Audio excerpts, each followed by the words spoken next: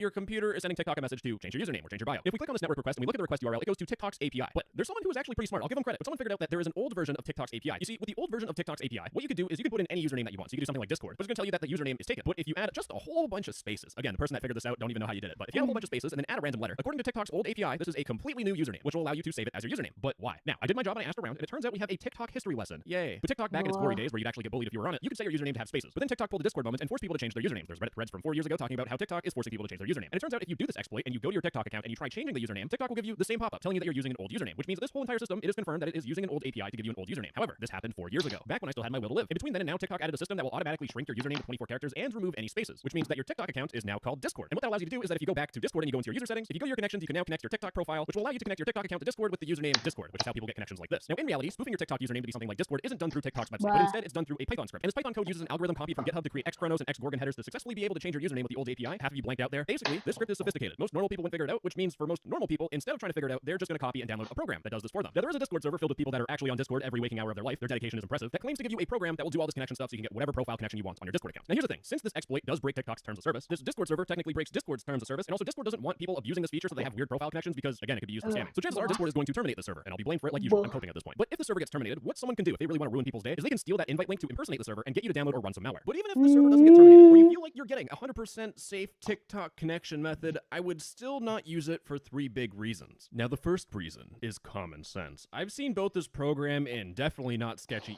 exe files, which this should never have to be an exe file. But I've also seen this in Python scripts. And the thing with running any sort of code on the internet is that you need to check every single part of the code and make sure it's not malware. I feel like a broken record at this point, but time and time again, I will see code that works and that is safe, but then the programs get so popular where the developer adds some malware to exit scam a whole bunch of people. But given the room temperature IQ of some of these people that want these profile connections, scammers will capitalize on that and will just spam malware everywhere to try and hack these stupid kids. And a little bit of a side note, I was doing my research about this and seeing where it all came from, and there are people that are trying to sell this exploit for like $5 up to $50. If you're paying $5 to get a profile connection on your Discord account, then I really don't know what's wrong with you. $5 could get some good ice cream. But the second reason I wouldn't even bother with this exploit is that it's being patched as I speak. Like, TikTok is completely aware of this, and I mean, chances are, by the time this video comes out, it's already patched, which means if you download some risky file that hacks blah blah blah blah blah blah blah bug fixes. I just want my compact claustrophobia. Launching the game. Alright, so why does the fucking app have game? Alright, I'm gonna send a quick message just for testing purposes, and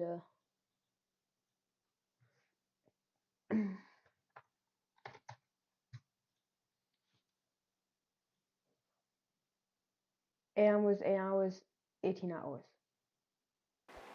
How to beat the retro reef in RB battle.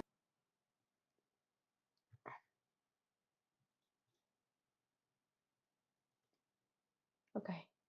My chat is not working. And also I'm muting it because it's like the fucking average TikTok sound.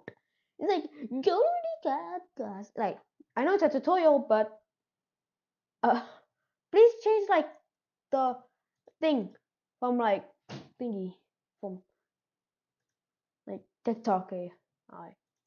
Also, I'm just gonna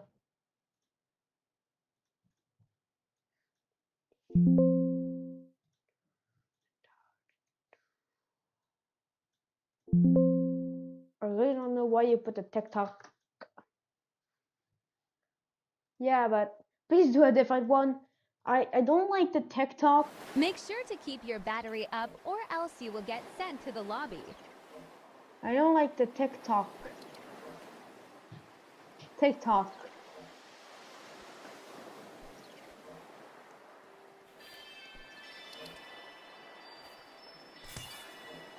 As a TikTok account. Go into the water.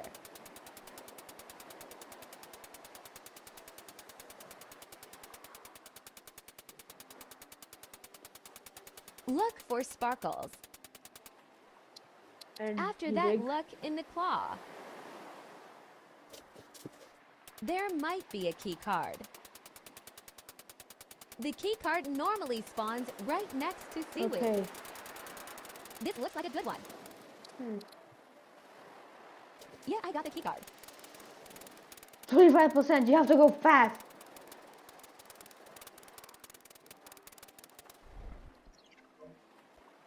Go to the crab and go to the waterfall.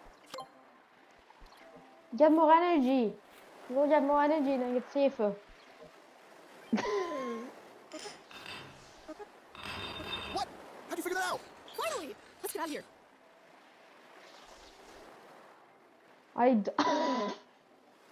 Oh. Okay, this hallway is creepy. Beware of Thanks for every watching. woman. What?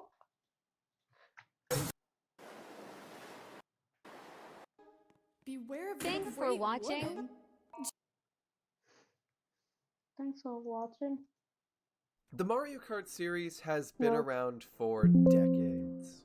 And ever since the Decades. original's release on the SNES in 1992, each game to follow it has constantly tried to improve, refine, and introduce new mechanics to the series to try and keep it fresh. With that in mind, there has always been a constant debate surrounding which Mario Kart did it best. Some say it was the original on the SNES because it was the start of the series. Others say it's Mario Kart Wii because of its complexity and There depth. we go. And some even say it's Mario Kart 8 Deluxe because it's the most recent entry in the series. Also, I'm there's- gonna watch our other videos because you have fucking 3 and then there. Okay. Hi guys, today I will be showing you how to complete the battle dome. If you don't have full battery, jump to collect and repeat till full. Double jump dive and boost till you at the edge of the dome. Wow, they really did rig it, didn't they? Who would do such a thing? Yeah, I know, right? Imagine bringing a minigame. Battler, press it now! The red button, press it! You took Battler, damage. press the red button! Come on, we know. Add Wow, energy. they really did rig it, didn't they? Who would do such a thing? Yeah, I know, right? Imagine bringing a minigame.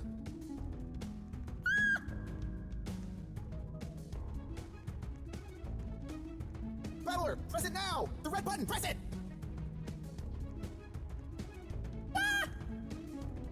Whoa. Keep saying. They rigged this minigame! That's not fair! It's not possible!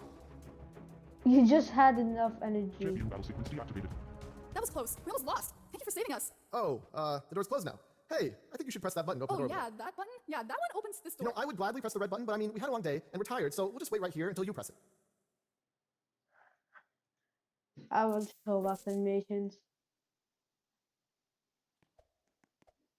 Battler, any day Thanks now. for Just watching. press the red button.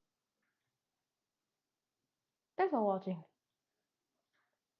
This and Hi guys, this is how to beat all of the minigames in the battle dome. Initiating battle sequence. I'm so sorry. You're better at minigames than us anyway. Think it was teamwork. Round 1. I, Bella versus Battler in Lava Escape. Here are the rules. Shortcut time. Jump here. Then Oh, double no. jump dive onto there.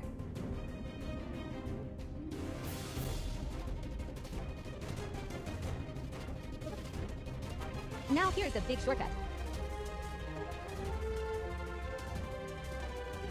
ooh, you found a big shortcut. To be honest. Double jump dive into the pillars. Go. And the winner is Battler. Congratulations, you're moving on to the next round of the competition and one step closer to getting out of this battle dome. It's time for the semifinals. For this battle, we have Creek and Tanker versus Battler in Target Town. Here are the rules. You don't have to win this. See, it glitches. Welcome to the battle back. For this round, Dennis and Battler will battle it out in simulator scrimmage. Here are the rules.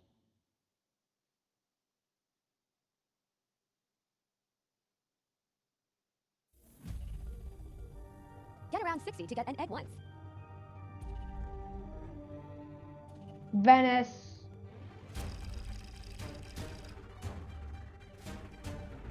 I have Venice. You know, there's Venice. This guy. He also got a cool subscriber.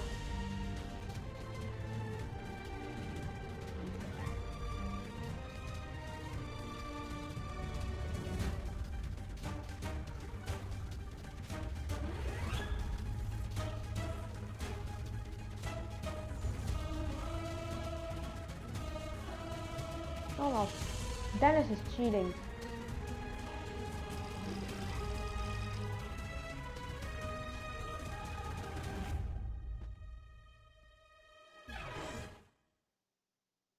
And the winner of the final battle is Battler. Congratulations. This is the finale. For this round, Pinkleaf and Battler will take on the most dangerous mountain of all time, the one, the only. Make your way up the tower through the obstacles. You need to press 6 buttons before reaching the top. Press the top button to win. Follow my steps. Just a normal hobby. Mobile gamer.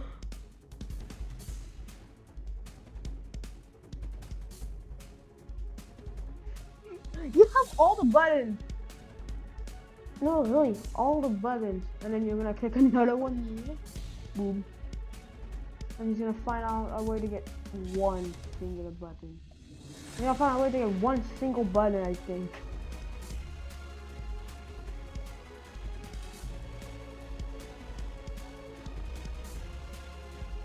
Oh, really? Keep doing it. Oh, no. Yeah, I was like, he figured out how to do a single. You just found one button. And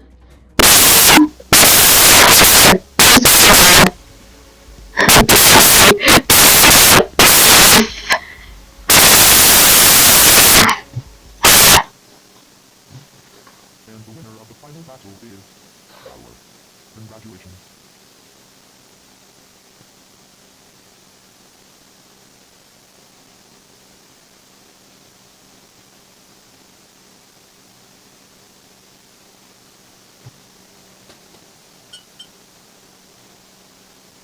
What took you so long? We've been literally Pour chercher ce que vous voyez, Deal can hire, man. In September 2013, employees at Fazio Mechanical and HVAC Company were hard at work. This was a pretty cool company specializing in commercial refrigeration. They had a contract with Target, which means they had access to various Target web applications for electronic billing, configuration, and project management purposes. It started like any other hack. Facebook and Google fell for it, paying millions to fake invoices. The local power grid company fell for it, making hundreds of thousands lose power. Even Linus Tech Tips fell for it, allowing for a special collaboration with Elon Musk to give away free crypto. And with a single phishing email, the ball became employee downloaded and ran the perfectly innocuous PDF attachment, releasing the Citadel Trojan into its native habitat. This universal spyware system was unique in that it was massively distributed. There were frequent updates, live support, and a trouble ticket system where users could make feature requests and monitor development progress. If your Trojan was not behaving as expected, you could always page the Citadel Trojan on-call engineer. Okay, maybe not that one. Citadel specializes in stealing credentials and has many tools to do so. Methods such as keylogging, screenshotting, or even video capturing websites of interest, as well as man-in-the-browser attacks are used. This involves injecting code into the victim's browser, which can read and modify traffic being sent from client to server and vice versa. Citadel's secret ability, however, is to inject fake input forms on real websites, which users unknowingly enter their personal information into. Now, the next step was to do all this without getting caught. What sophisticated means would hackers employ to thwart Fazio's industry-compliant security measures? Well, these security measures turned out to just be the free version of Malwarebytes, which lacked the real-time monitoring that could have caught them. So through any of the aforementioned tactics, Fazio's credentials had now fallen unnoticed into enemy hands. The hackers can now log into Target's contractor-only websites, such as Ariba, Partners Online, and some property development thing, but just being able to use these web applications meant nothing. Hackers could only interface with features which Target chose to put into their websites, which likely didn't include root shell access to any of their servers. However, an exploit on one of these websites did allow for some level of remote code execution, the most devastating of security vulnerabilities. This allowed the hackers to run code on the application server itself, installing a backdoor and giving the hackers direct access to the server. Okay, but how is this done?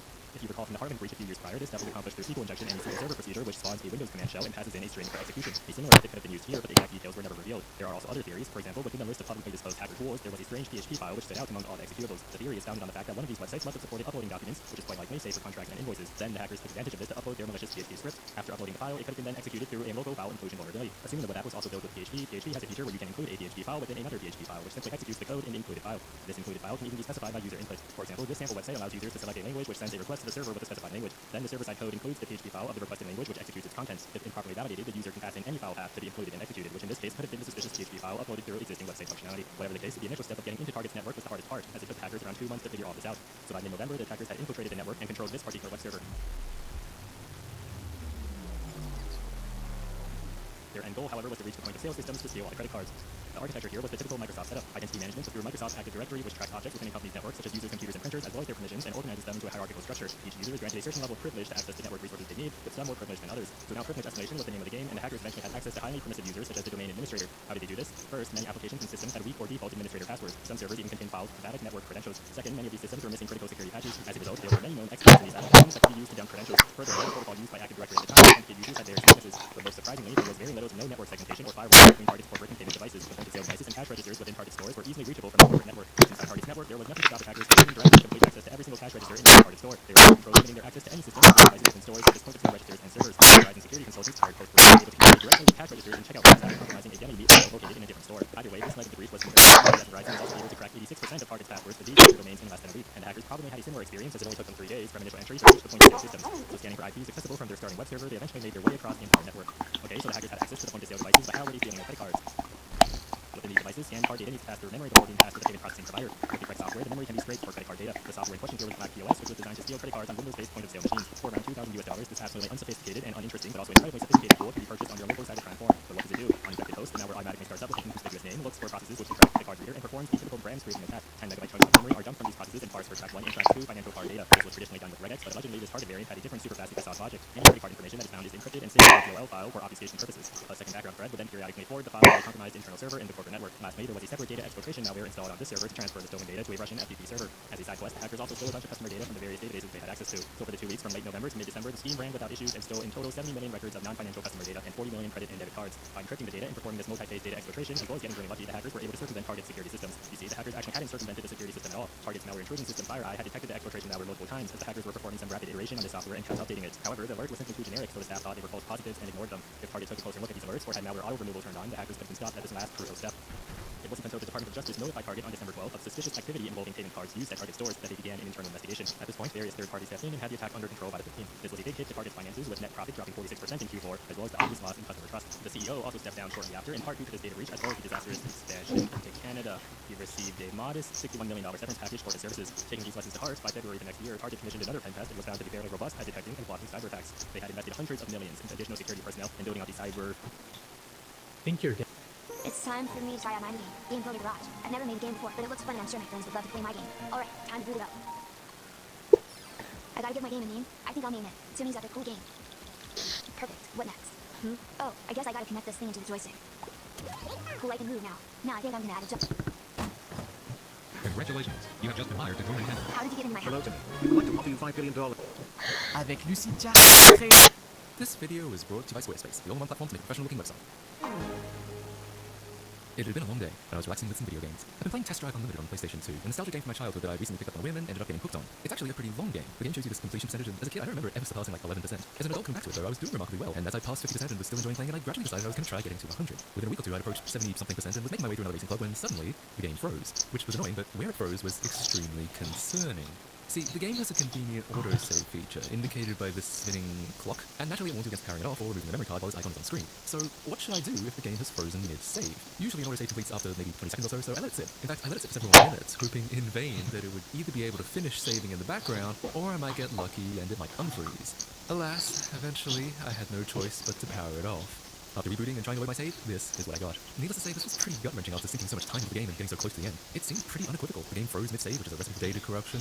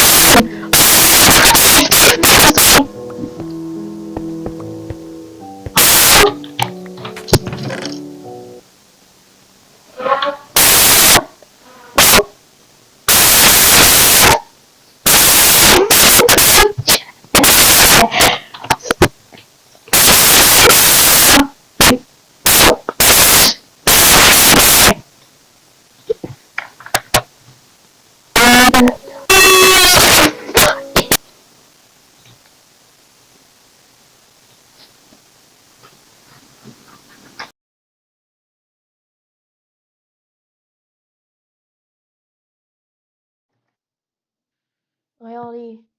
My fucking mic was horrible. Miner's Haven by Andrew Bereza is an extremely popular sandbox tycoon game. It was created in 2015 while the dude was in high school. It took a new approach to the tycoon genre on Roblox. Instead of stepping on buttons to buy upgrades, you could build your base however you wanted. Today, I'm going to dive into its source code. The criteria that I use for reviewing consists of playing the game and making sure it's still functional, checking how organized the game is in the place file, and reviewing the code and adding a couple of new items. After that's said and done, I'll do an overall review and give it a final rating. And the first thing I'm going to do is the gameplay review. Let's all hop into a game. I'm just going to show all the noobs how to play the game. Real quick, you place droppers and conveyors underneath all the droppers. This will make all the ore go across the conveyor and then process it in a furnace. Why is this exhilarating? Why is it fun? Because you can add upgraders to upgrade the ore and make them worth more. And so the whole game loop is trying to gain a ton of money to rebirth and get some big, strong, powerful item. And by rebirthing, you restart from scratch and you do it all over again. But this time you have a big, powerful item. It holds up very well for a 2016, 2015 game. Yeah, once you've seen this, you've seen the whole game. It's just better items, faster conveyors, better furnaces, better upgraders, and longer lines. Let's rate the gameplay real quick. Honestly, I think the game, given that it's open source and given that it's been around for so long, I think it plays very, very well. I think it's a fun game. I think that anyone can hop in nowadays and have hours of entertainment and trying to do new things and trying to, make better bases. Dude, I'm gonna give it like, I might just give it a 10. 10 out of 10. I think that it gets very laggy, so maybe we can kick it down one, but I think it's a very good game. What do you guys think? I see 0 out of 10. I see 9. 10 out of 10. 9.5, 7. I'll give it a 9. I'll give it a 9 just because of how slow it can get sometimes if you have a bunch of people in game at once. At this point, I opened Roblox Studio. My goal is to look through the Explorer to see how organized it is. Good organization looks like folders and modules that have a clear defined meaning. Unorganized looks like everything is thrown all over the place. Let's first crack open the Explorer and see what everything looks like. I'm just scrolling through here. I think you guys can probably decide what we're gonna rate this. I mean, look at this. This is something else. Wow. This might be a 0. I don't think there's anything redeemable about this. Yeah, I'm gonna go 0. For organization, 0 out of 10. I'll give it the benefit of the doubt that this was made in 2016 by a high schooler, but at the same time, some of this is unforgivable. Let's ignore the organization. Let's just hop in and see what the code base looks like. Let's try to find, like, main. Okay, so let's play solo. Okay. This creates all the tycoons. Fake crate. Oh, dude, this looks like he has a bunch of, like, I think there's a gear. Round by 3. This is nestled in here. Can't place. Oh my god, so main is all of his placement as well. Oh my, dude. All of these are scripts. Dude, this is insane. Dude, I thought underneath this was gonna be modules. What is this? A brick color value. Wow. Let's see if there's a module script in here. Is module script. Oh, he's a couple. Yeah, he's a couple module scripts in here. Oh, he uses Q. There's a couple data structures thrown in here. Let me see. Oh, redefining string. Let's see how many lines of code he has in here. 53,000 lines of code, 586 scripts, 29 local scripts, and 89 module scripts. Not bad, I guess. I think just so far, this is pretty messy. It seems like within main, there's a bunch of different things happening here, like player settings, placement stuff. It looks like this might be a gear, I think. It's just not great to look at. So far, not looking good. While the code wasn't looking that great, I did want to put it to the test by adding a couple of new items to the game. In Miner's Haven, there are 4 types of items: conveyors, mines, upgraders, and furnaces. I plan to add each of these, but first, I want to do a conveyor. A conveyor seems like a pretty easy task because of how simple the item is. Let's try adding a conveyor. My thought process behind this, I'm gonna search up basic conveyor, and hopefully we can see, oh, is it this easy? Yeah, it is. Adding a conveyor was actually really simple, and I didn't have to touch any code at all. All I had to do was clone an already created conveyor and update the item's ID, price, name, and description. For my example, I created a brand new conveyor called the Bosch's conveyor, and the description was a conveyor created by the Aristotle of coding. That's me. Changing the conveyor stats was also really easy. All I had to do was modify a value called conveyor speed, and it did all the work for me. I changed the value to 9001, and the result is a really, really fast conveyor. Wow, dude, that was a lot easier than I thought it would be. Start skipping. Cool. Okay, so we have the Bosch's conveyor. Dude, that's really cool. I like how easy that is. Even though it's using all like the int values or whatever, it just does it all for you. I wonder what you use to apply velocity. You probably just add velocity to like an anchor part. Here, I can check for you. Conveyor speed. Yeah, look vector times speed. Let's do a mine. For the mine, I took the same approach as I did with adding a conveyor. And to be honest, it was also very easy. This time I was adding a rebirth item, so I had to do a couple things differently. Like the last item, I updated the item ID, changed the name to the Foschonium mine, then the description to precious Fosch's ore. After that, instead of updating a price because rebirth items don't have a price, I updated the lowest life the item was obtainable at and the chance to get it. To pretty much ensure I got the item when I rebirthed, I just made the chance like 200,000. However, we're not done there. Mines are a little different than conveyors. To update them in this game, I had to open up a dropper script that was exclusive to the mine and hardcode the size, value, and drop rate of the ore that would be dropped. This was really cooked, and it made me realize that every single dropper has a script inside of it, which is not good at all. If you ever want to change the behavior about droppers all in one go, you have to update every single script for every single dropper. That means you have to update dozens, if not over 100 scripts. Okay, let's rebirth. We got Foschonium mine. Yeah, that works. Foschonium mine. Now we have big ores. Big ores that give us 9,001. Next up, I wanted to work on upgrader. Again, this was a very simple process. Like the other items, all I had to do was clone an existing upgrader and change the name, price, and cost. On top of that, because upgraders are a little different than the other two, I had to update an upgrade script that allowed me to change the behavior of the upgrader. For my case, I made the upgrader only upgrade Foschonium ore. And how I identified ore as Foschonium was by adding a tag to the ore called Foschonium. My reaction to completing the upgrader sort of got overshadowed because I was streaming, and at the time, a Roblox football scout joined the chat and asked if anyone was interested in joining his league. So here's that. Can I post my league link? Dude, BFL, I don't think anyone here is interested in joining a Roblox football league. I mean, you can if you want, but I still think that there's any takers here. All these guys code for fun. Oh yeah, dude, it's actually doing it. I think that this is a good testament at how decent the code base is, even though it's really, really, really messy. Everything just sort of works how you would want it to, and adding stuff isn't bad. Finally, I worked on a furnace. If you've made it this far, you can probably guess what I had to do for this one. Update the item ID, name, and description, and call it a day. However, The furnaces in this game are a little different. In Miner's Haven, there are two types of furnaces. The first type is a regular furnace. These furnaces are pretty standard. For simplicity, any ore that touches a regular furnace will be processed with some multiplier. The other type, a cell furnace, is a little different. For cell furnaces, only ore that has never been upgraded will be processed. This is a cool dynamic in the game because you can shovel the most expensive ore into a cell furnace and get a lot of money without having to make some complex setup. The furnace I implemented is a cell furnace. I picked this because it was a bug way back in the day where you could launch upgrade ore into a cell furnace and still process. You could get so much money with this strategy, and I hate to brag, I'm low-key the one that invented it. I wanted to both see if this version had the bug or what the fix was. So I dove into the code. I found that this version did not have the full bug, but the bug did exist to some extent. You couldn't just send any upgrade ore into a cell furnace, but you could send some. How Bereza attempted to fix the bug was add reflectance to every ore that was upgraded, and then he added this line to every cell furnace to prevent ore with reflectance from being processed. The only problem with this is that some upgraders didn't add reflectance to your ore, so you could still use some upgrade ore in cell furnaces. Obviously, this is really old code, so attributes didn't exist at the time. But how I would do it now is add an attribute to every ore called upgrade count, and I'd increment this value up by 1 every single time an ore was successfully upgraded. Then, in a cell furnace, I would create a condition that prevents ore with an upgrade count of greater than 0 from being upgraded. Anyway, enough of that. Here's me trying out the bug with my brand new furnace. Okay, now it's working. I want to show you guys the old bug that I created on my own. I made it up, for real. So now we move this here, move this. Okay, ready? Backboard. Oh my god, bro, it works. So we can have more upgrades. Oh my god, yeah. Yeah, this was my strat back in the day. I would just launch things into cell furnaces because they give you the most. This was a lot nicer to work with than Skybound, which is surprising. Because I thought this was going to be a really, really bad code base to work with. It was relatively easy to add things to the game. My only real complaint is that every single item has its own script in it. How would you do it otherwise? I'd probably do something like this. I'd make a module script that has all my items. Now, I would probably modify this once I have a large amount of items to be more sustainable. Because if you have like thousands of lines in one module script, it can be very overwhelming. What I'd probably do is I'd make a couple generalized functions, like local function give money to player, and then pass in the player and the amount. Accounts I've used, so I decided that I would make a video compiling some of the most famous ones I've made. So I made a community post. I'm going to be doing a video going over all my Roblox alt accounts, including some from the Eagle channel. Yup. Alright, there's 6,000 comments on this. There's probably a couple duplicates in there. On Discord, like Cialis in an old folks' home, there are people who made their own tools to keep you safe on Discord. But out of the 7 things I show you, can you really trust any of them? And at the end of the video, I'll show you the safety tool that I made myself. And it's not as good as some of the things I show you. Now, the first safety tool I want to talk about actually inspired this whole video, and it's Ruben Sim's Row Cleaner Discord. Now, if you don't know, Ruben Sim is a Roblox YouTuber that experiments Roblox predators and Roblox gooners. And recently, he made a Discord bot called Row Cleaner. Now, this bot allows you to scan your Discord server and automatically ban any Roblox predators or gooners. Because here's the thing, Roblox has something called a condo problem. Roblox condos are games where you do adult stuff. You ERP, you bump uglies. In Roblox, a game made for children. Hopefully you see that there's a problem there. So the people that are playing these games are either teenagers trying to prey on younger children, or it's just flat out one of those typical predators, you know, Jeffrey Epstein photo right on the screen. But since these games get banned frequently, people have decided to move to Discord and make their own Roblox condo Discord servers. Now, you would think to find a Roblox condo server, you know, a Discord server dedicated to Roblox predators, you would expect you'd have a like nope. For Discord, the darknet is clicking on the discovery button and typing in the word condo. Now, you would think, you know, Discord doesn't like having predators on their platform, except I've complained about this 2 months ago.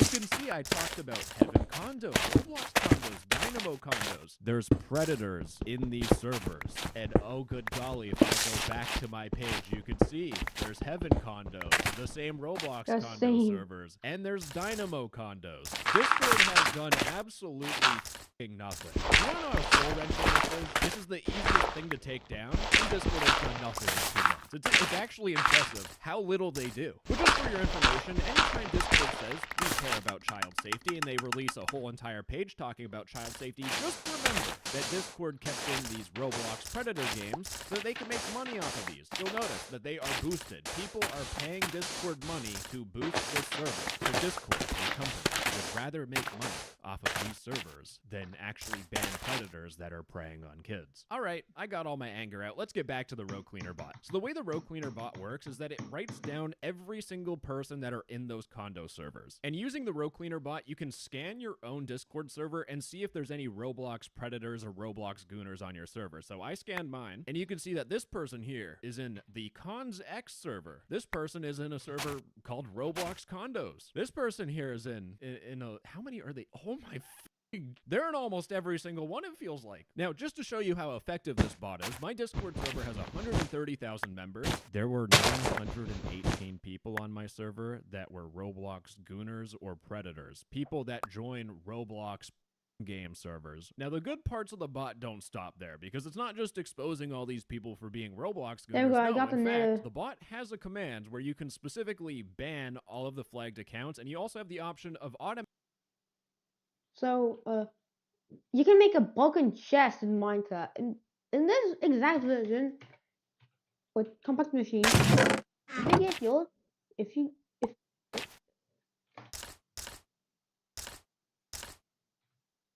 so I have the nether, which is made to make a lot of stuff, like a freezing door.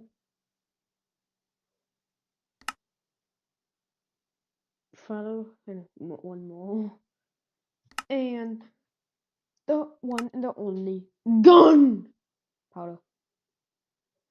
How do I get this? How do I get this? Huh?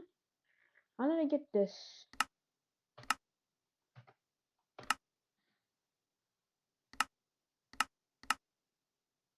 I have to pulverize sand. Oh, I can do this. I have stuff like it. I'm gonna put the stuff that I have needing is like in here. And what dust can do, this thing, can be my, I could get my sand, pulverizer, to do that. But if you press here, you see it has a chance to give me sulfur. But just staying, I one.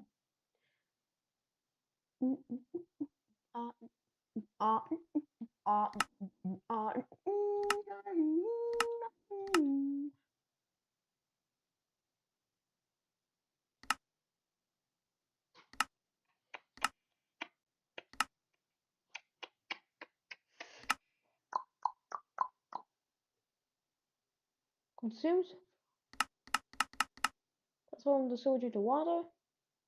Check. And it transforms it into. Yeah. Alright, so I just want sulfur. The only way to get sulfur is by biodium, which needs sulfur. The only way to get sulfur is like some other way.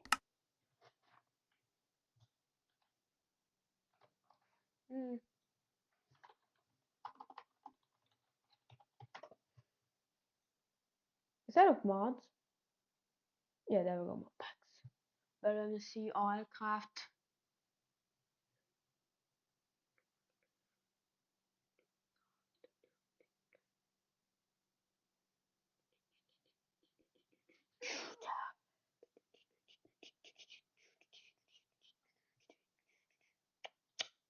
Let's go like 500.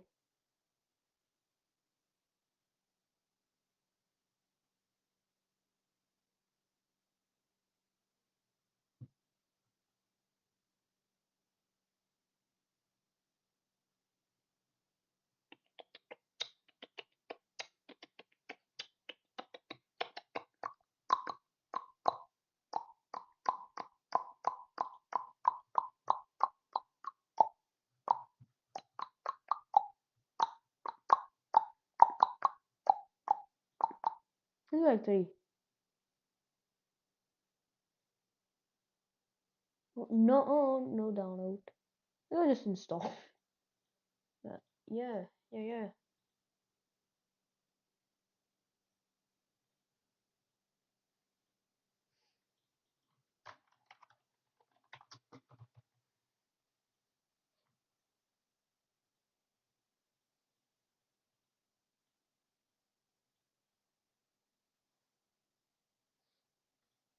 You'd never guess it, but I've actually stored a file within this Walmart chip file. No, it's not stored on my phone or a flash drive or some other digital medium, but with actual chip bags themselves. Yes, this idea is really dumb, but some really interesting math went into this. I went into this idea with one goal in mind: store the string "Hello World" within the chip file of Walmart, a phrase all programmers are far too familiar with. I'll cut to it right now. We store the file by either having a chip bag facing outward, representing a 0, or flipping it around, representing a 1. It's really simple, but theoretically with enough chip files you'd be able to store any file you want. Since I wanted to physically do this, the string "Hello World" has 11 bytes, so 88 bits. I didn't want to flip around about 44 bags of chips, so let's compress it. This is where Huffman coding trees come into play. It's a lossless compression algorithm thought up by David A. Huffman. You see, he was a student at MIT in the 1950s, pursuing his doctorate. One of his professors offered a final exam, or an option to prove an algorithm for compressing data. Huffman was about to throw in the towel and submit to studying, but then it came to him: a compression algorithm dubbed Huffman coding. This is a tree-based compression algorithm which shortens the length of common bytes and increases the length of uncommon ones. For example, for storing plain text, we know E is the most common character, so it will be stored as a 3-bit number, whereas a Z could be stored as a 16-bit number since it occurs very infrequently in text. The way we construct this tree is pretty simple. We count and store the frequency of each character. We then take the 2 least common characters, the ones with the lowest count, and connect them like so. We then take the sum of their frequencies and treat it as one node.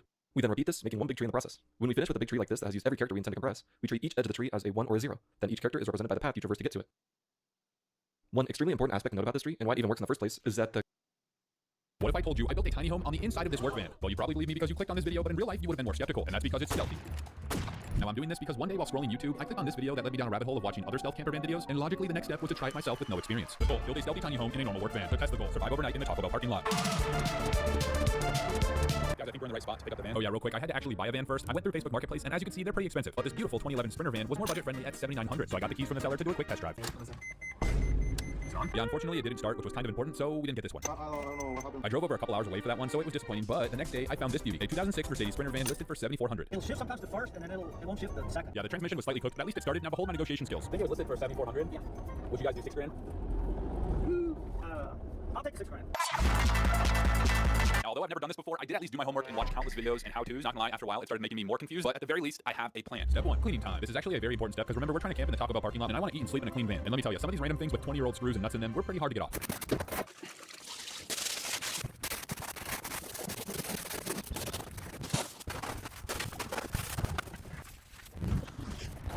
Floor time. Guys, I'm excited because we're about to use power tools. Maybe one day I can have my own workshop, but until then, okay, first big test of the project. And I have to start out by cutting a wooden frame, and that'll serve as a good base to put our insulation down, and of course our actual floor on top of. Then I used a caulking gun with premium adhesive. I was excited for this part because I've never used one before, and let me tell you, it was fun. It didn't disappoint. And to make it stick, I laid heavy objects on it and even screwed it down to the metal floor. We're all screwed in. Time to do the insulation. The insulation helps regulate the temperature inside the van, so it's actually livable.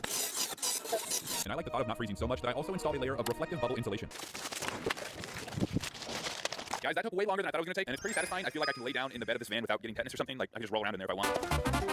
Someone just drove by and saw me doing that. I think the authorities might be called. Little did I know, that was subtle foreshadowing because later on I was asked to leave this spot by the president of the HOA. But anyway, now I'm installing the base for the vinyl floor panels, and for that I'm using a thin sheet of wood that I will drill down into the frame. I had to custom cut the pieces so it fit nicely on our expansive square footage of our mobile tiny home. Someone just saw me. Folks, I present to you a little something called underlayment. This is another moisture barrier, but more importantly, it needs to go on before I put on the fancy vinyl tiles. Right out the gate, I love this color. I was gonna choose this or purple. Please enjoy this satisfying time lapse as I put the peel and stick vinyl tiles in. And as you can see, I was able to put a lot down as is, but I also had to cut some to fit the floor plan perfectly.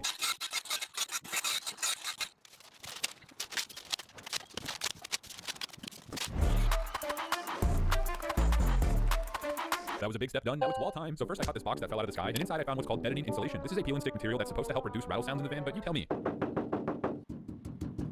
Yeah, I don't know if that test was legit, but either way, I'm putting a lot of these in the van. And then I'm going to screw on wooden planks to serve as the base for the walls.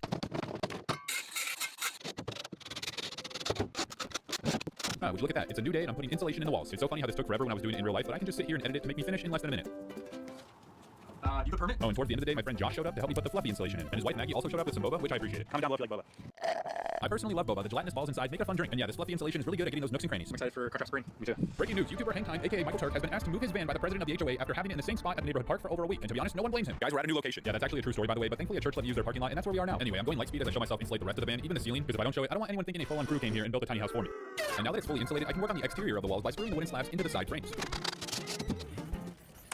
For the walls, I chose blue wallpaper. This feels like I'm putting on a really big iPhone screen protector. iPhone. Why did you put a fucking iPhone? It's ceiling time. This is a fun one, trust me. As you can tell, something super technical and carpentry is about to happen. I am making the crown molding. Is this crown molding? I don't know. Probably not, but that's what I'm calling it. Yeah, I just looked up some pictures of crown molding while I'm editing, and it's definitely not, but I did paint it and try to make it look really nice. And as I was waiting for it to dry, some random dude came up to me and said something. Thanks, bro. Hey, man, I appreciate that. Sure. Okay, just kidding. I actually know that guy. That's my boy Grant, and he was going to prepare for a message. I'll link it in the description in case you want to check it out. But I checked on my crown molding, and it was done drying, so I put it up. Wasp alert, wasp alert. That wasp is trying to break into my van. You guys see it? Guys, National Geographic reached out to me after this. Be on the lookout for me on the next survival TV show. But anyway, time to actually put the roof on, and this was without a doubt the hardest part of the entire project, as you'll soon see why. Oh, dude, that wind's insane. Oh my, okay, I'm actually not joking now. And no, I wasn't talking about the wind almost making me go parasailing. This is definitely at least a 2-person job, if not a 4-person job, okay? I'm gonna try to drill this into the van ceiling, but I don't know how I'm gonna hold it up while I'm drilling. Okay, I forgot to paint it first, which killed about an hour, but yeah, little did I know this was about to be very difficult. Where's my drill? Oh, crap.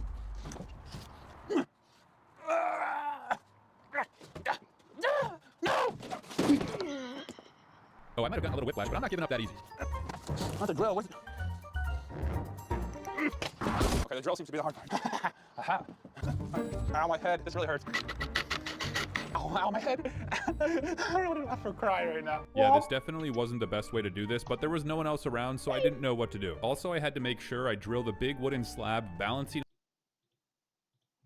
on my head into the metal part of the van and not the insulation, otherwise it wouldn't stay. Yeah, I was actually getting super frustrated and decided to give it one last try by myself.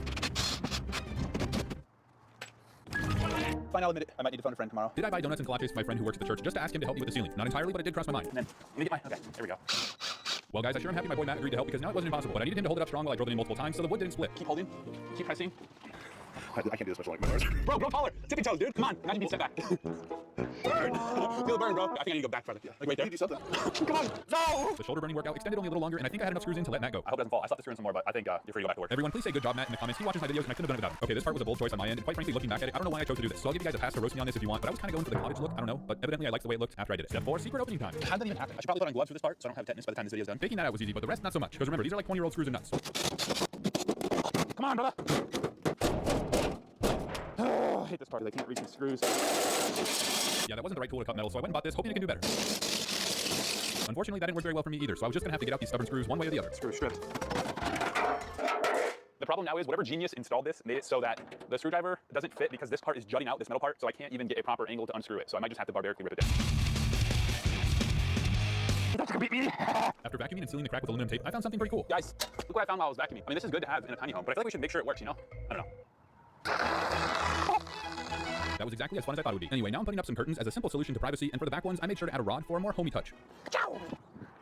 Step 5, Camping World. Guys, this is the first time I've been to this store, and let me tell you, it's incredible. I found a portable power station with solar panels for our electrical solution. I found a myriad of portable Wi-Fi options for our connectivity solution, and even a toilet for our Taco Bell solution. I think your boy found a solution to use the restroom. Mine is You. Thank you so much. Oh, this guy, he's demonstrating. Guys, it's a little small for me, but overall, I loved it. So I dropped the bag at Camping World and even got some free pizza they had on the way out. Became a member today. Oh, really? Yeah.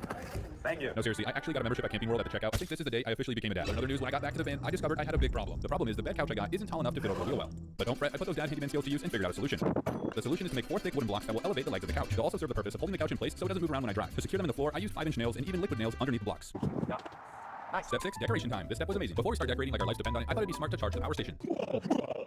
Bro, there's no way my neighbors don't think I'm insane. But yeah, hopefully this is actually catching energy even though it's cloudy outside today. I don't really know how the science works. This bench I'm putting in now, I definitely didn't get from my house. Okay, don't tell my wife. She's probably watching this video after I upload it. Honey, I'm sorry. It actually fits perfectly over the wheel well and maximizes the space and functionality in here. So I figured I'd grab another piece of furniture from my house and I drilled this small table to the wall.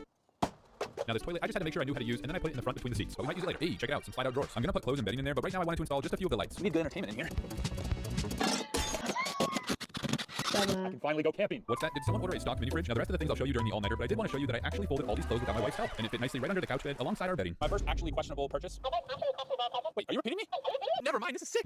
Before rolling out, I had to make sure we had ample lighting, which is why I bought like 12 of the Energizer rectangular lights. Oh. I'm sorry if I just jump scared you, but guys, it's camouflage time. We have a crucial step in making sure that this stealth camper van is undetectable. And it's ironic because I'm back in the spot where I got kicked out by the president of the HOA. In my right hand are 2 construction vests, which I'm going to set on the dash. Nothing screams like a work van more than construction vests. But to truly make it a stealth camper, I ordered something. That looks so good. I love it. And I have one last surprise before we go to the Taco Bell and try to spend it all nighter. By the way, I'm freezing right now, so I guess I'll test the quality of insulation tonight. Ladies and gentlemen, give it up for the one and only Cedric. Cedric, how you doing? I'd be better if you'd shut up and take us to Taco Bell already. I'm starving over here. Final step, stealth camp at Taco Bell. The goal, survive overnight and be the first ones for breakfast.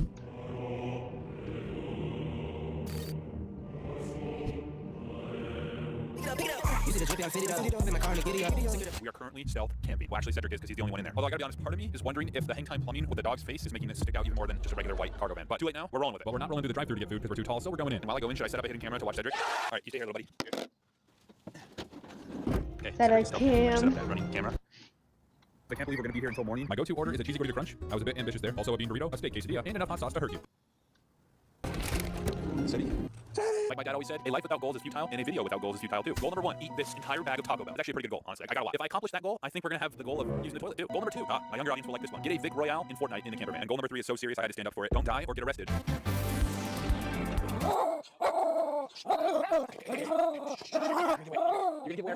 Maybe he'll like Ryan. Okay, that one was actually on me. I should have known not to play one of my videos with him in it. Bro wants smoke with himself any day of the week. But watching Ryan's video, he was super chill and even doing some tricks for me in exchange for steak quesadilla bits. Guys, I gotta say, I hear people outside. False alarm, just people going through the drive-thru. That makes sense. Real quick, let me show you something that may or may not lead to a dance party. This light shape that I have here actually changes colors when you play music. Watch this. It's dancing to the music. Let's dance, Eddie. Let's dance.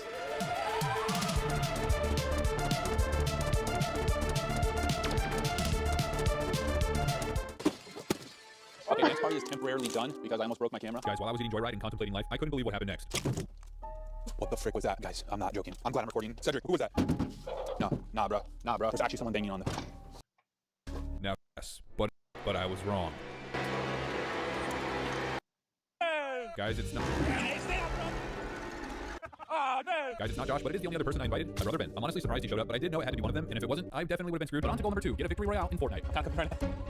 What does that do again? Kind of sucks you picked this guy. Guys, before you get angry at me, obviously that was an accident. I don't know how that happened, and thankfully when we watch it back in slow-mo, Cedric was merely grazed. What? This is a YouTube video because the Fortnite needed to update for like 5 hours. Guys, I'm sorry about that. That just shows I don't play Fortnite. What can I say? Let's go! Victory royale! But another news, Ben left, and now Cedric and I are going into our burrito blankets. We are burrito buddies. I'm so grateful to be here watching, facing the Giants as I'm stealth camping. Oh, and did I mention I have the cutest burrito dog in between my legs? Let's go! They won! I forgot how good of a movie Facing the Giants is. If you've never seen it before, I highly recommend. Anyways, you might have noticed I changed into my PJs and I'm making the bed. That's because it's time to go to sleep. And real quick, can we just take a moment to collectively appreciate how cute Cedric is getting ready for bed? He loves to go in between the nook of my legs for some reason, even at home whenever I sit on the couch to watch something. Hopefully we can make it through the night and wake up to some Taco Bell breakfast. I'm actually quite cozy and warm. Good night, guys. I hope I see you in the morning.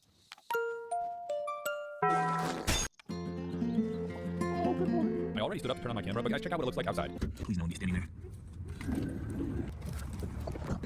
No one is here. What time does this Taco Bell open? Evidently not at 6:15 a.m., but I did see another drive-thru that was open. Maybe I should go stealth camping again. If you're staying on YouTube, check out the video that's being shown to you on the screen right now. I rode the fastest bullet train in Japan. That made me feel like I was time traveling, and I bought the grand class seat so you guys can see the full luxury experience. I'll also be trying a few other unique modes of transportation as I travel from Dallas, Texas all the way to Tokyo, Japan. My main goal is to see what riding a luxury bullet train is like, but I also wanted to see how I'd survive being dropped into a foreign country by myself, having never left America before. And fair warning, if you ever want to do this, it was much more difficult than I thought it would be. Bye. I love you. I'm gonna miss you. So that lady I just kissed is my wife, who by the way played softball for Team USA. I tell you this because she actually played softball against Team Japan in this video. I'm flying with my dog on a brand new luxury airline called Bark Air. It's made the news, but there are still many people who have never heard of it. I'll show every detail of the flight. That way you guys can decide whether it's worth it or not. But even if you're uninterested in purchasing an $8,000 ticket, I'm sure you'll find this video entertaining. And before we hop on board, you might be wondering, how the heck did I even think of this in the first place? Well, it all started when I saw one of their viral reels. Let's watch it together to give context on this journey we're about to embark on. Hi, I'm Matt Meeker, the CEO of Bark Air, and today I'm going to fly like a dog in a crate. On commercial airlines, dogs must fly in a crate, either under a seat or in the cargo hold. How do you feel about a 4-hour flight? I love the dramatic sound effects every time they show the crate or this guy purposely hit his head on the crate. Is there anybody there? After flying like a dog for 3 hours and 27 minutes, Matt arrives at his destination. I don't know why any person would ever choose to do this to their dog. It's an absolute horror show back here. There has to be a better way. This is the part that got me to do this video. A 100% real airline for dogs. Folks, that's what they're claiming. Let's see if that's true. You guys, unfortunately, like the peasants we are, we first had to go through a public airport. That's because little buddy and I live in Dallas, and for some reason Bark Air doesn't currently service anywhere in Texas. But this is actually totally fine because it gives us the chance to compare a regular old Southwest flight to a fancy Bark Air flight when flying with the dog. And we'll go quickly through the Southwest flight. Folks, here's one of the first drawbacks of flying on a regular airline with a dog. Cedric will have to stay in this carrier bag for the entire flight. It's also Cedric's first flight ever, so I hope he doesn't freak out or have an absolute horror show like the CEO of Bark Air did. Here's another drawback of public airlines: long security lines and not a direct charter like Bark Air. Buddy, your bag got stopped. We made it to our gate, and as you can see, we're headed to New York City. That's because the Bark Air flight we're on is from New York to LA, and I thought it'd be fun to say Cedric and I crossed the entire country. And to really make it official, we're gonna get a clip together on Times Square and try to finish this video all the way at the Hollywood Walk of Fame, where one day, perhaps Cedric and I will have our names engraved on a star. Just kidding, we couldn't care less about that, but it'll still be fun to go. I don't care about stars. Give me treats. As we get on the plane, in case you didn't know, Southwest is open seating, but it's still usually full like most airlines. And compared to Bark Air, it is definitely more squished. Also, you can see little buddy chilling with his head barely out of the bag, but the flight attendant was very adamant about his head needing to be in the bag and entirely zipped up for the duration of the flight. I get that people have allergies, but I thought that was a bit extra. Overall though, the flight definitely wasn't too bad, and if you have a small dog that doesn't have to be in the cargo area, this is still a good option, especially considering the fact that this flight cost me $350 with the pet fee included, $100 while the Bark Air flight cost me $6,000. Made it from New York. Hey, look at Seti, he's a New Yorker. Ladies and gentlemen, we're here at Times Square. Okay guys, I was gonna show more here, but let's just say Cedric and I did not feel at home. I honestly might be back here one day to share the gospel. I'm ready to go on the Bark Air flight. Cedric and I were happy to be back at the hotel, excited for our big day tomorrow.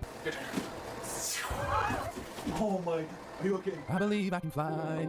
I believe I can touch the sky. I know, I'm not much of a singer, but the ironic part was he actually was going to be flying in the sky tomorrow. Good morning, ladies and gentlemen. We're about to get picked up by the Bark Air chauffeur and get driven directly to our plane. We don't have to go through the airport. Check out the fit. We're matching, sort of. You know what? Let's get a better fit check video real quick.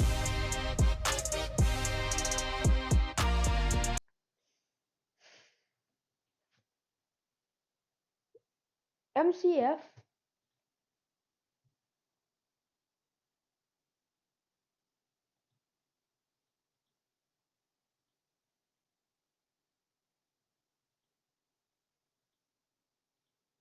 So, that's MCF.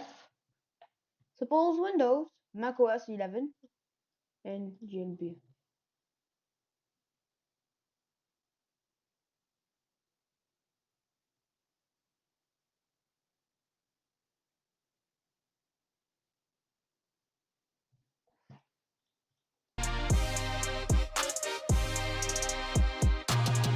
Yeah, I know the bow tie's a lot. I was debating whether I should wear it or not, but guys, I gotta look fancy, and the funny part is the other people on this plane are gonna think this is how I really just dress. Oh yeah, one thing I forgot to mention that I'm actually pretty nervous for is the fact that this guy isn't necessarily the best with other dogs, okay? If you've watched my dog treat video, you'll know he's been in his fair share of tussles. I just don't want him fighting rich dogs on the plane. That would be bad. I might be good for content. Cedric's anger issues will definitely be something to look out for, but right now we're excited as we wait for our fancy chauffeur. Hello. Is it on? Forge, well, okay. Guys, we're in. Let's go. The chauffeur to get there was very nice. I enjoyed the spacious vehicle as well as fancy amenities such as this Fiji water. Cedric, hi baby. Have a great day. Enjoy your flight. Alas, we're here at Bark Air where dogs fly first. And when someone else showed up, I got Cedric's first encounter on film. Cedric. Serious. Cool. I'm trying to.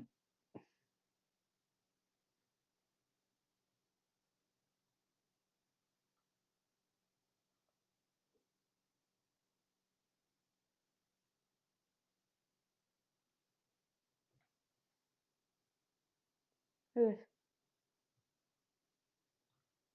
Many people see Minecraft as an innocent game for children, and they'd be right to a certain extent. But the truth is, Minecraft players are actually hardened criminals. Yeah, that tree you're breaking down, that's actually illegal without a permit. Oh, and that loot you're stealing from the ruined portal? Yeah, that's considered stealing from public property. You thief, a traditional Minecraft playthrough will lead you to commit far more crimes than you might expect. And in the case of my friend and I, we ended up getting sentenced to over 4,000 years in prison, or the equivalent of 25 life sentences. That makes us the 16th highest charged criminals of all time. All for just playing Minecraft. The way we got that much prison time was actually kind of hilarious. I would say it was a combination between stupidity. Oh, I hit a baby. Wait, what? And, alright, you guys are my slaves now, so give me some pearls. Yeah, probably just stupidity. Because when we loaded up the world, we didn't actually realize how many illegal things we were doing. Oh, my man. You ready to beat the game? Hey, bro, stop. Okay, wait a minute. I think destroying a tree is a crime. I don't think we can do anything. Bro, for real, I feel like just standing here, we're committing a crime. 30 seconds after spawning into the world, my friend and I had already committed 1 count of assault, 2 counts of illegal logging, and, yeah, just standing in the world in the first place is also a crime. Indecent exposure. You can't walk around and stand in public naked. For those of you who didn't know that. So we were already on the hook for 5 years in prison, but things were about to go on to a whole nother level when we spotted a village in the distance. Okay, you know stuff's about to go down at this village. How do we even approach How big this? of a fucking It would have been PDF? trespassing if you, like, win. Oh yeah, the second we walk in is trespassing, and then we want to try to go get the loot. What's up, bro? You mind if we come in? Go fuck yourself. Hey, he said yes. Fuck! Whoa, I didn't mean to hit you. I did not. You want some bread? I do want some bread. No, I'm taking this bread too. All right, you getting up to stealing? Oh, yo, you guys did not see anything. Just look away. Are you serious, my brother? Oh, what's wrong, buddy? You rolled up on top? Now look at your dumb ass. Okay, that's probably first degree murder. Okay, I need some more stone. So back to this house I go. You know, why go underground? You could just absolutely just. To cover up the lies, but it wasn't good enough. First things first, I won't.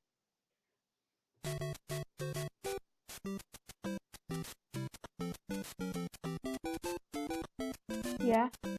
Oh my fucking god. Fucking fuck yeah. Oh. I might have skipped a little bit. I skipped a little bit, I think.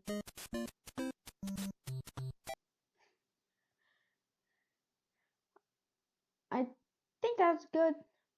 Yeah, it's good. I think. Anyways, I might have skipped a little bit of pages. Is that a little bit? Do you think I skipped way too many pages? Do you think I skipped way too many pages, to be honest? Like 190, 592. It's at least less than a what I want is Forge. Yes.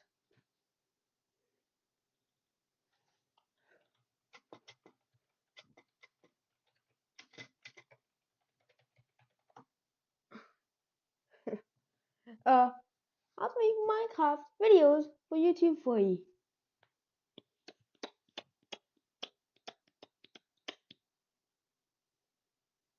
How to create a video.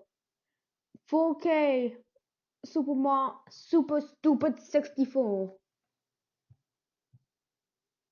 Web displays. Oh, it's web display.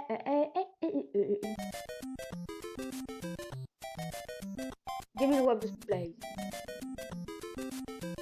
That means I can go to the internet. And the fucking internet is good. I can literally just go on YouTube.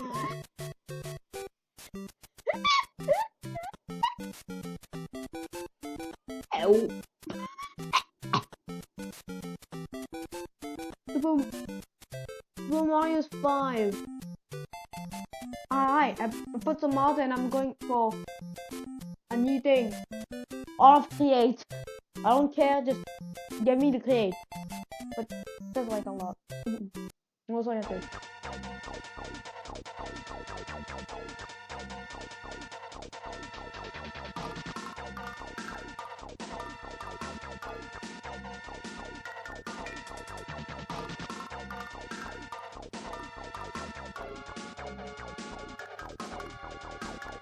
Rainbow Road. Damn.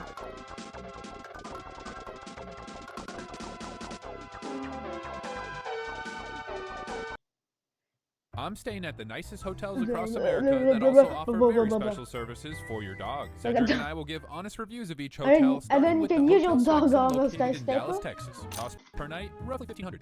Hi, Michael. Nice to meet you. That's Cedric.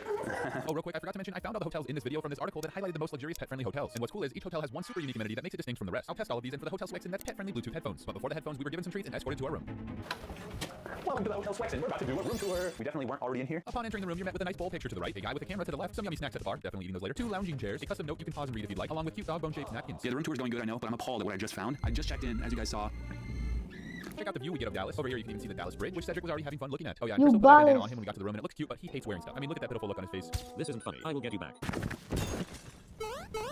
Oh yeah. I really like rainfall-style showers, but guys, check this out. I've never seen this before. A rainfall-style bathtub. That's sick. Now let's take a look what dog items were left in the room for Cedric. Hey, drink your water. Oh, Cedric, you know hydration's important. Good Oh, boy, buddy. Cedric was a good boy hydrating, and he was ready to open up the care package they left Is us. We got this is that custom Cedric wine? bag. If you need anything, just give us a bark. Tough bone. Here you go, bud. I love you, dude. I'm sorry. I did that to you. I love you, but you betrayed me. Oh, they got a ball. Can you catch it or not? Let's see. Oh my, that thing is huge. Oh yeah, I forgot this guy's a tough critic. Yeah, Cedric needs to work on catching toys, and I need to work on eating healthier. That looks so good. But I absolutely devoured that burger, and don't worry, later in this video, Cedric gets some chef-prepared meals of his own. But right now, it's scheduled walk time. Hey, oh Cedric, come here. Sorry about that. At the Hotel Swixen, you can schedule a walk for your dog whenever you want, so you can stay in the room. But I came with, which they probably thought was weird, but it's okay. They gave Cedric a great walk and even gave him some treats. After that walk, it was a perfect time to cool down in the rooftop pool. Whoa, you can use your dog out of bed. You swim, can you swim? Yeah, for some reason, Cedric doesn't like the pool that much, so he snuck out. He doesn't like the power. You guys, I may or may not have just woken up. Cedric and I were passed out. But now it's toy time. And for this video, I bought Little Buddy 4 new toys, and we'll reveal them one at a time at each hotel. Football. Don't go over that building. That would suck. Let's see if he comes around the thing with it. Come on, Cedric, come on! Cedric! We decided to race instead, and Cedric bit my dust, but now it's time for pet-friendly tunes. Now guys, check out the brochure. These pet tunes make some bold claims, including lowering pulse rate, improving HRV, decreasing cortisol levels, and promoting calmness. Let's see if it actually does that. It says species specific. It says we want 45,000 frequency. That's right, evidently these calming tunes work on other species, but we want 45,000 hertz to help Cedric because he is canine. And it was actually kind of hard to figure out, but eventually I had this puppy set at exactly 45,000 hertz. First we gotta amp him up. Okay, now enjoy the zen. I tried it on myself first to make sure it wasn't too loud, and we were all good. Papa. Wait, how are we supposed to fit him? Not gonna lie, at first I thought this was silly, but as time went on, Ceddy was looking quite relaxed on the verge of slumber. Cedric was officially zenned out, and the last thing we did here was order some room service. As you can see, my lovely wife joined the party, and can you also see what movie we're watching? That's right, Home Alone. I'm actually watching all the Home Alone movies on my hotel journey because the last hotel we visit is the Plaza Hotel in New York City. That's where they filmed the second Home Alone, and I thought it would be awesome to bring my mom with me on that trip to reenact a scene from the movie. Get your popcorn ready for that one. But you may also watch your popcorn now because we're headed to Santa Fe, New Mexico. The Bishop's Lodge. Cost per night, roughly $2,000. And this is the weirdest unique amenity, a 60-minute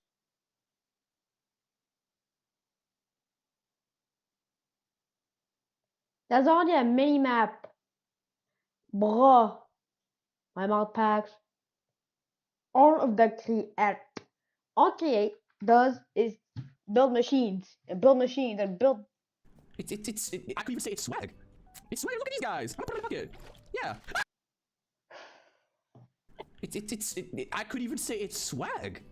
Tinder. It's swag. Look at these guys. Maybe I'm Tinder. gonna put them in a bucket. Yeah. Ah!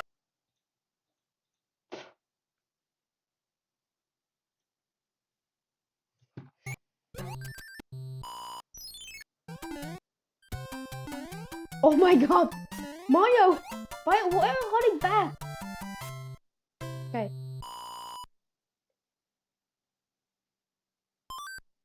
Don't help. Okay, you know what? Mario, don't go backward.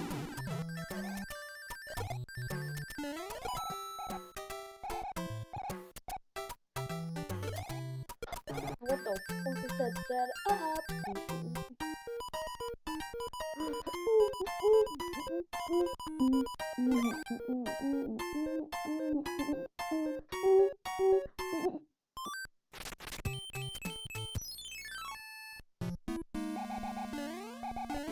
No, Mario, stop going backwards.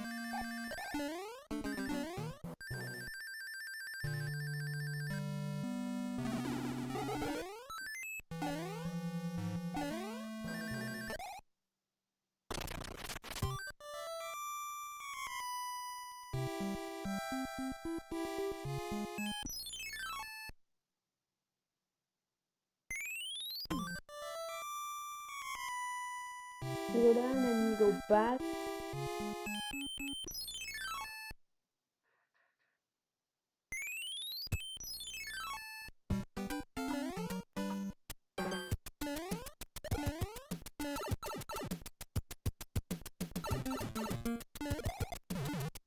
Oh hell no, he's gonna do that iconic glitch where he just goes on oh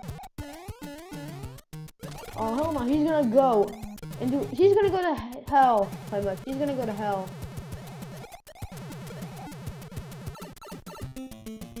Huh? What's a block? Hey yo! Mario, what the hell did you do? Mario's going to hell.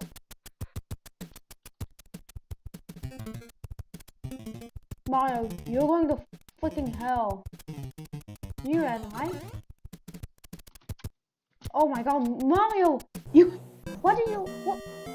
Huh?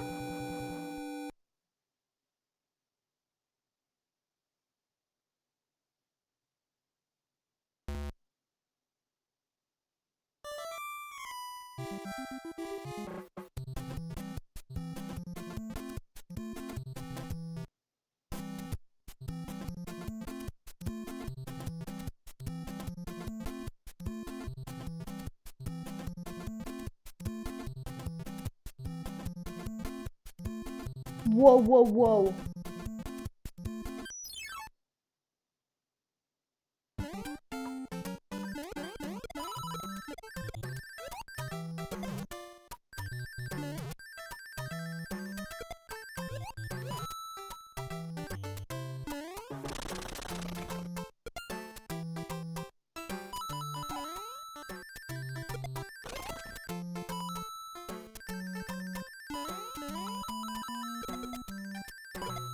Mario, what the hell?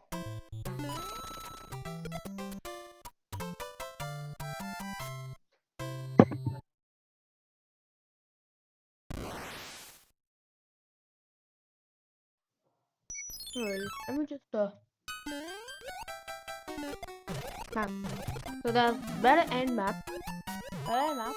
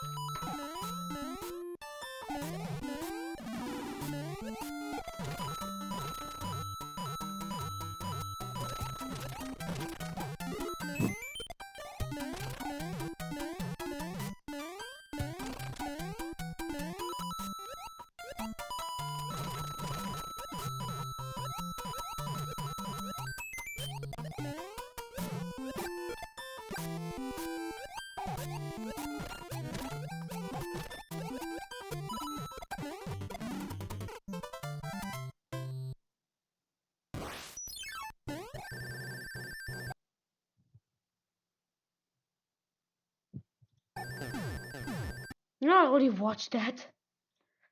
Buddy! Buddy!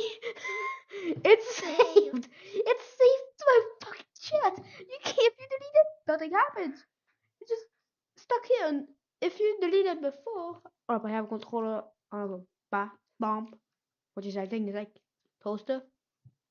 I don't know. How long is it a bath bomb?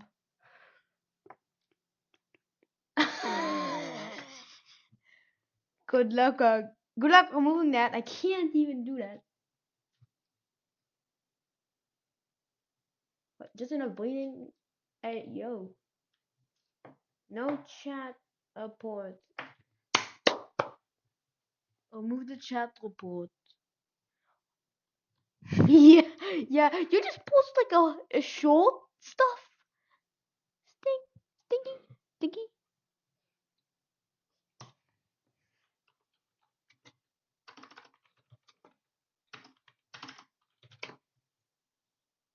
We have Xiao, Bing Chilling.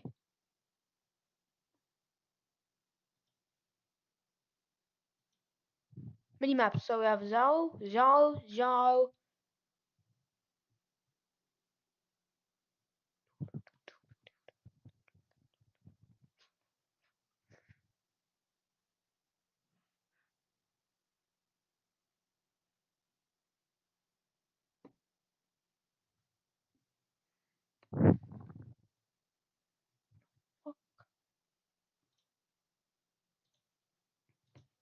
Just minimap. We just want minimap.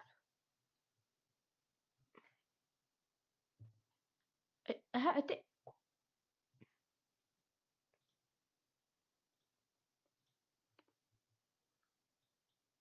This is my Minecraft map.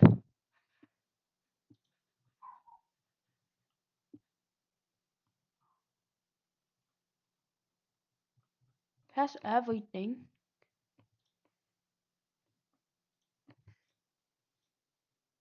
But for example, you know, yeah, you're cooked.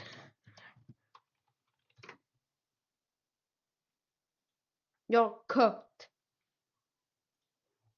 You're just burned. Burnt chicken. Slow down, slow. Go faster. You're an idiot. Right through the battery. Yeah, so much for that New Year's resolution. In fact, I took so long this time that there's only 300 people playing this game, compared to like the 8,000 when I recorded this. Either way, this video was too funny to not upload, so it's still worth the watch. Instead of shopping for cars, I'm shopping for bits. Oh wait, there's 4 seats, okay. What the? No! What the hell? Wait, no. Dude! I'm stuck. Oh my god. Alright, let's go. We're gonna pit maneuver Brian off a cliff. Oh, no. Rock climber. Something happened to Brian. Holy shit, why is it accelerating so fast? No way we're weighing the truck down this much. Brian, you're too fat. Yeah, you're actually pulling the truck. You gotta try like keto or something. Okay, there's like a downhill section up here, I think. That's how I felt last time. The brake doesn't work. Oh my god. Okay. Oh shit. Alright, Brian's turn to drive. What the? Okay, we're gonna do the trick. What trick is it? The gong trick? Yeah. Let's go. Oh my god. Alright, fellas, my turn. Yeah. Oh boy. So you just need a little finesse. Oh, bye. Alright, I got this. Don't worry, man.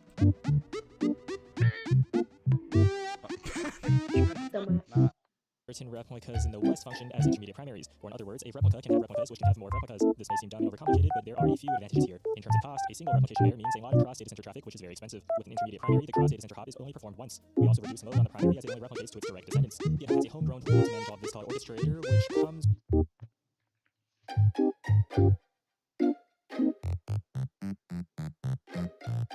Curse the Ford. Dude, I asked you have to move. Impossible. You just burn it. I just make a pin and then it's still stuck in a fucking ad.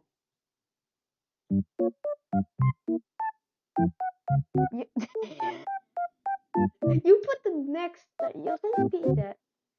Dude, did you not know that it keeps it on its path?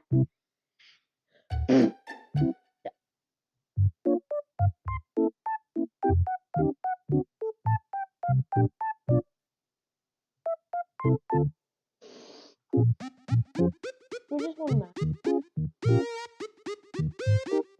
You. Why did you do it again? To be honest.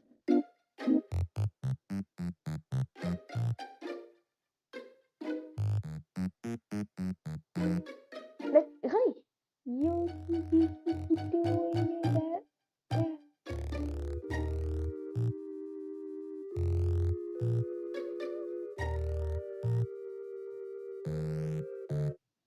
First, this is just voice mouse.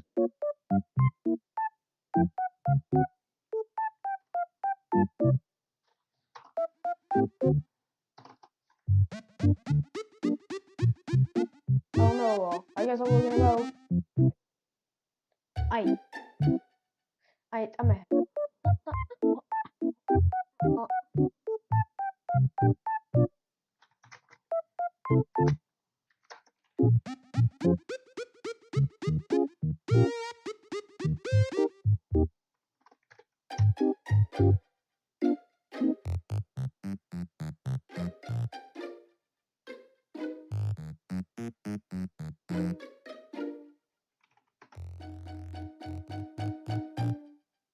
I'm also playing high. Another word or a game.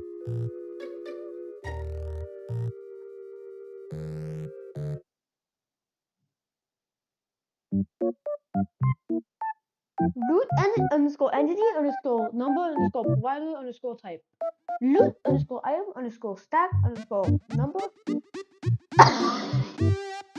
What the hell? Alright, so what's the goddamn PNP GN?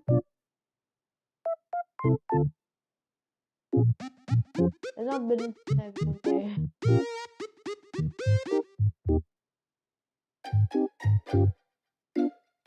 One like profile.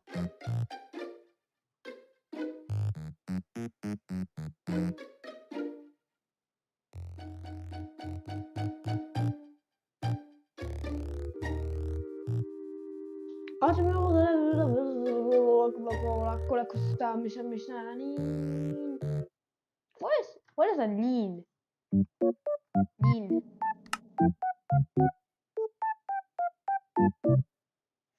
Lean.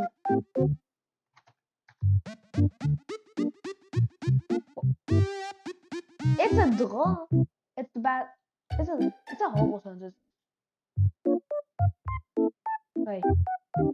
No, I know. Huh? Settings. All of these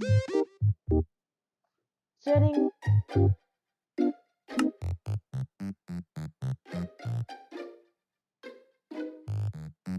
Install.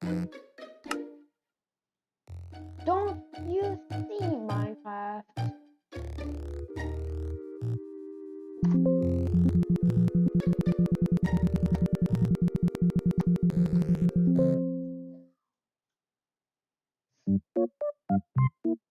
I'm playing the no, not the Sky Factory, the 5.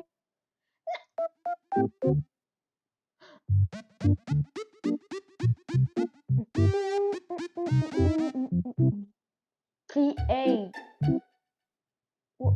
It's a PNG. I thought it was a PNG of all state. What do you mean by code?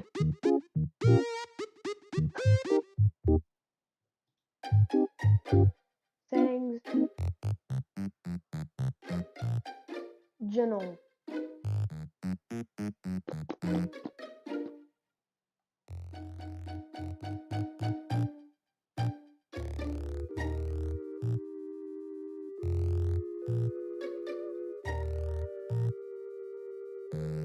No.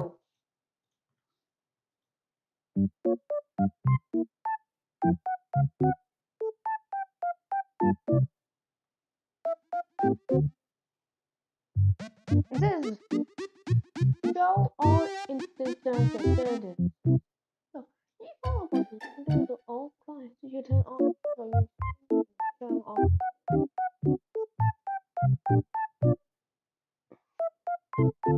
How to show all clients this Minecraft.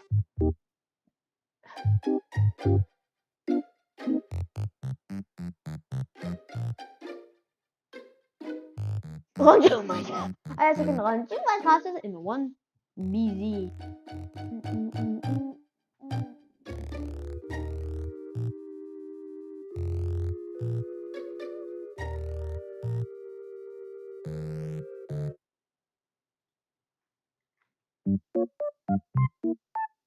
Deep.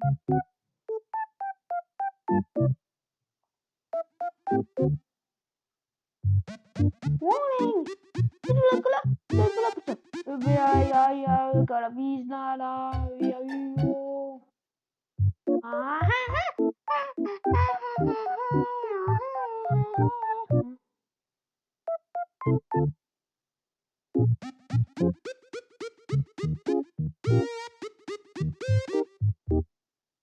X.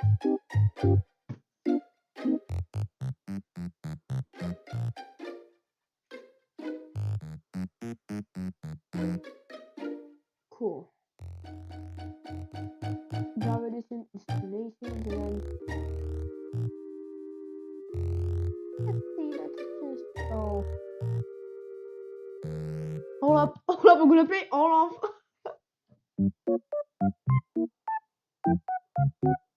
Alpha? What is an alpha? Wait, that's not megabyte.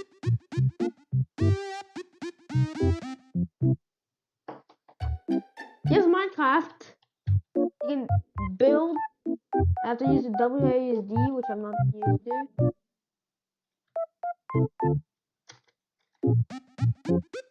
That is nothing. Like, that's nothing.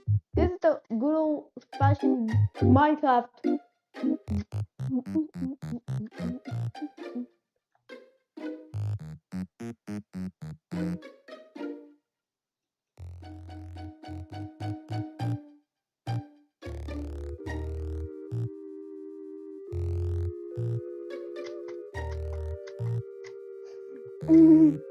You can go inside. No clip. Wait, no clip.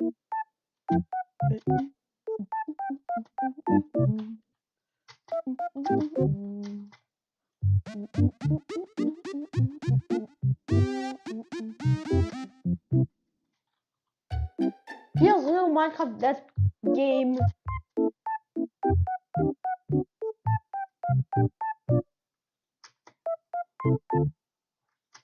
This is really Minecraft.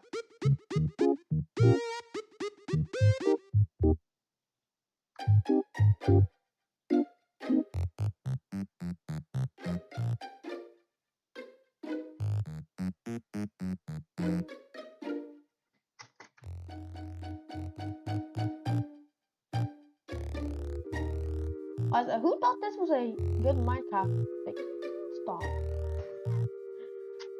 Because it's way too good.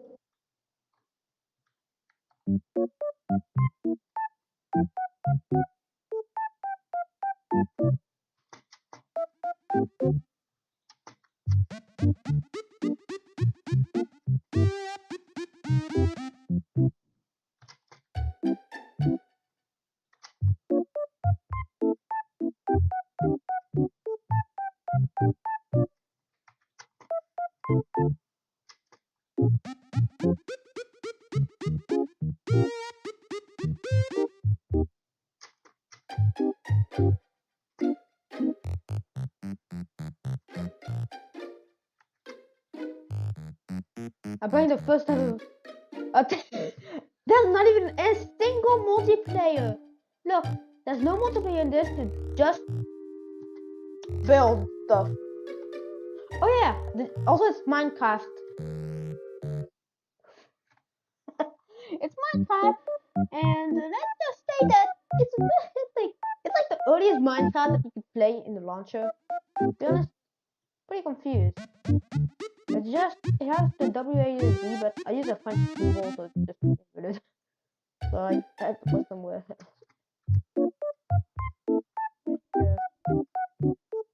You cannot join this, but here's my cool tower I made. Yes, this is my cool tower. We're make a rock. There.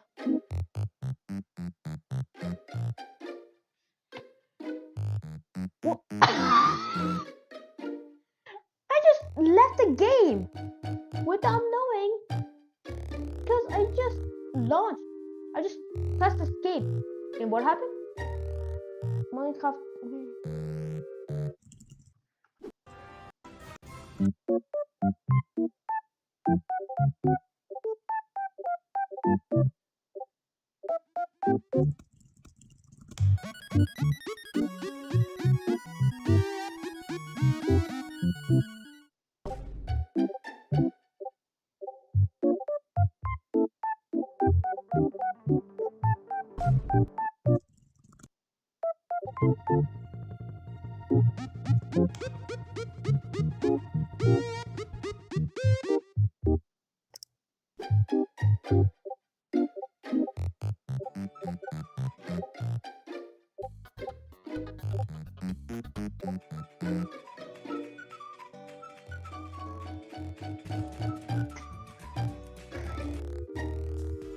I played the first version of Minecraft, and you think you can join Minecraft? Can you think you can play the oldest Minecraft multi? That's not even multiplayer in that game. Well, the oldest version. In Mario Kart 64, being the world champion is the highest accomplishment you can obtain. It's a community of thousands of players. With 16 courses you can get a non-shortcut world record in. There's records for both the fastest single lap and the fastest 3 laps, making for a total of 32 world records. For years, various champions would come along, sometimes holding a fairly large portion of the 32 records. Players like Kevin Booth and Alex Penev were on top in the late 90s, usually holding around half of the 32 records. In the early 2000s, MJ reached new heights for a champion, at times amassing over 20 of the 32 records at once. And that was incredible. Given how many top-level players there were actively playing the game, holding close to 2/3 of the records was astonishing. But in January 2011, an up-and-coming German player posted his first world record. His name was Matthias Rustemeyer.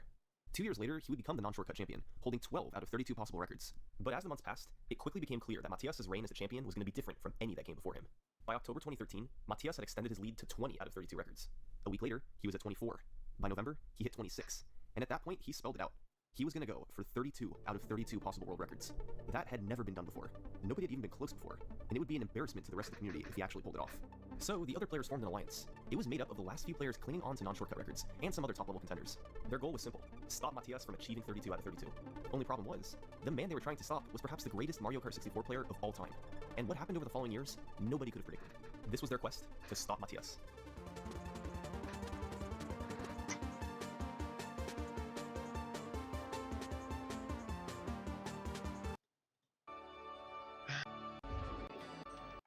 He tumbled in the cave because he was just barely too far left. As in, half the width of a cart too far left. Had he not tumbled, it almost certainly would have been either tied with or ahead of Zoran's record, meaning 32 out of 32. 5 years of trying, and thousands of hours playing Mario Kart 64, came down to one tiny failed motion. He just held the control stick slightly too far left. That was the difference between 32 out of 32 and another failed attempt. Following this, Matthias' record total would never recover. Instead, it was Dan's and Abney's turn to celebrate, pushing certain time trials to levels they had never seen before. Yes! Yes! There we go, boys! Yeah! 54! Yes! Yes! Oh my god! Oh my god! And that's where this story ends. At least for now. Minecraft was released in 2009, and since the game was fully released in 2011, it has gotten millions of videos made around the game and the content the game provides. At first, the videos made on Minecraft were simple, showing how the game works, mobs, animals, and building, and how fun it was to play with friends on your own custom server. But videos made on Minecraft would start to evolve and get more elaborate and creative. Eventually, we'd have creators like Popular MMOs and Yogscast create videos on some of the different mods released for the game, and those videos received millions of views, growing not only the popularity of Minecraft itself, but the creators as well, with Popular MMOs still having a loyal fanbase as of today, even though he doesn't even upload anymore. Minecraft would reach its peak with creators like Skydoes Minecraft, even creating a whole team of content creators. Would you like to do this and do this and do this?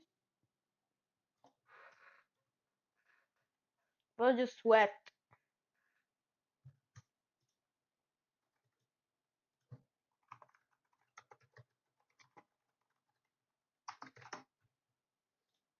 Minecraft villager.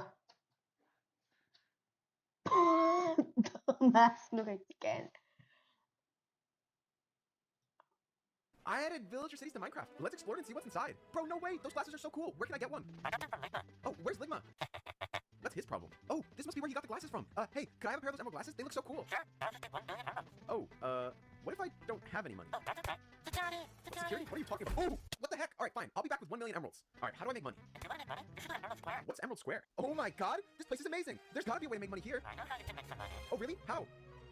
Alright guys, just ignore him. He said if I kissed him, he would give me 2 emeralds. Anyway, let's start the challenge. Hey, what's up, man? Can I have an emerald, please? Let's go, free money. This challenge is gonna be easy. I'm already at 4 emeralds. Oh, I know. Maybe these billboards will give me an idea. XQC takes back the record. Alert the authorities. Yeah, that makes sense. Grax is pretty evil. 500 emeralds to save a pig. Maybe I'll do that when I'm rich. We turn old tools into emeralds. That's it. Alright, this is the place. I didn't really want to have to do this, but I need the money, so I'm selling my family pickaxe. How much is this worth, guys? How about 2 emeralds? 2 emeralds? Are you kidding? It's worth way more than that. Give it back to me. I'm leaving. Yeah. That's not my pickaxe. Mine was diamond. Security. What? I just got scammed. Alright, well, now what should I do? Hey, yo, give me all your emeralds. Okay, oh, you can have them. I only have 6. Nah, what? That's just pathetic. Wait, maybe you can teach me to make money like you. No, why should I do that? I'll give you 50% of what I make. 70%. Alright, fine, deal. Alright, I'll start you off with something easy. Alright, this is the place. Grax, this isn't daycare.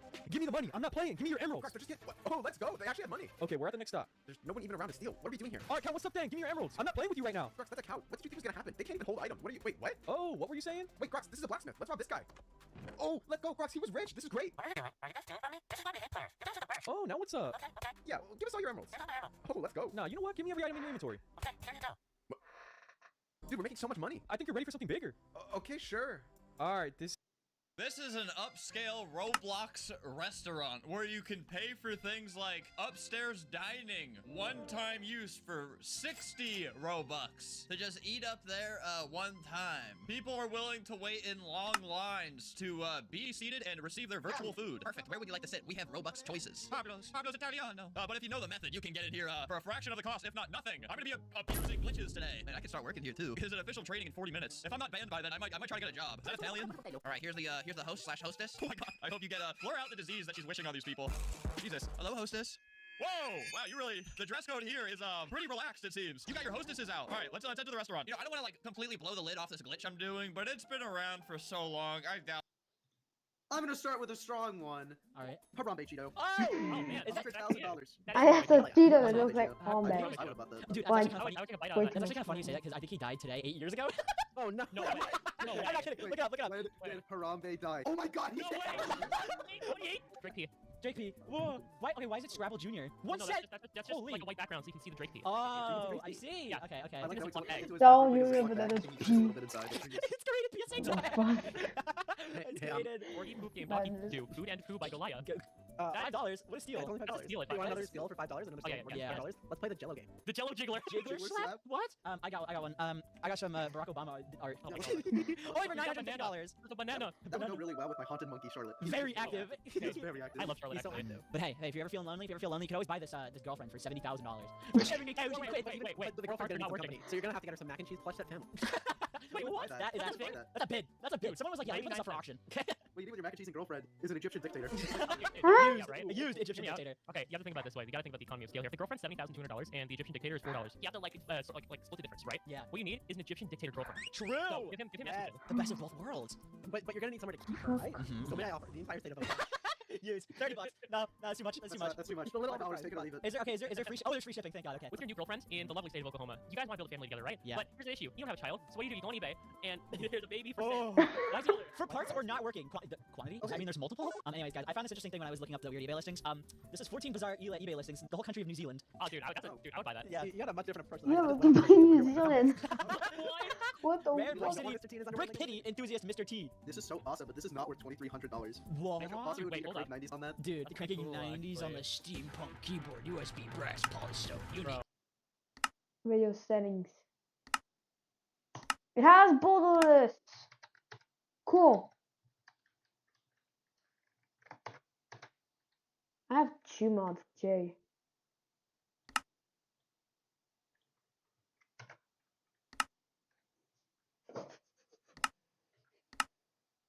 Keybind. I have to. No running.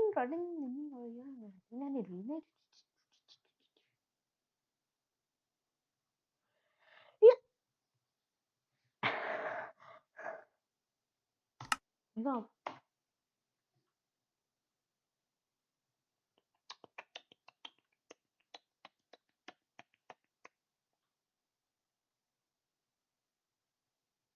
Alright, so journey map. We have a map, and I put a journey map because I'm a dumb dumb, and I put a journey map. So it's just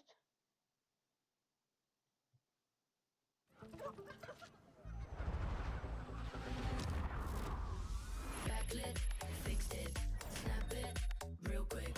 Wow, the pic is sick. Wow, cool. We have looked at a lot of ballin' GPUs over the years, whether it's the 6 Titan Vs we had for the 6 Editors project, 3 GB100 Quadros for 12K ultra-wide gaming, or even this unreleased mining GPU, the CMP170HX. There are not a lot of cards out there that we have not been able to get our hands on in one way or another, except for one. Until now. The NVIDIA A100. This is their absolute top dog AI enterprise, high performance compute, big data analytics monster, and they refused to send it to me. Well, I got one anyway, NVIDIA, so deal with it. Just like everyone's got to deal with my segues. Smart Deploy provides out-of-the-box Windows imaging support for over 1,500 computer models. You can deploy one Windows image to any hardware model with ease, and you can get free licenses worth over $500 at smartdeploy.com/Linus.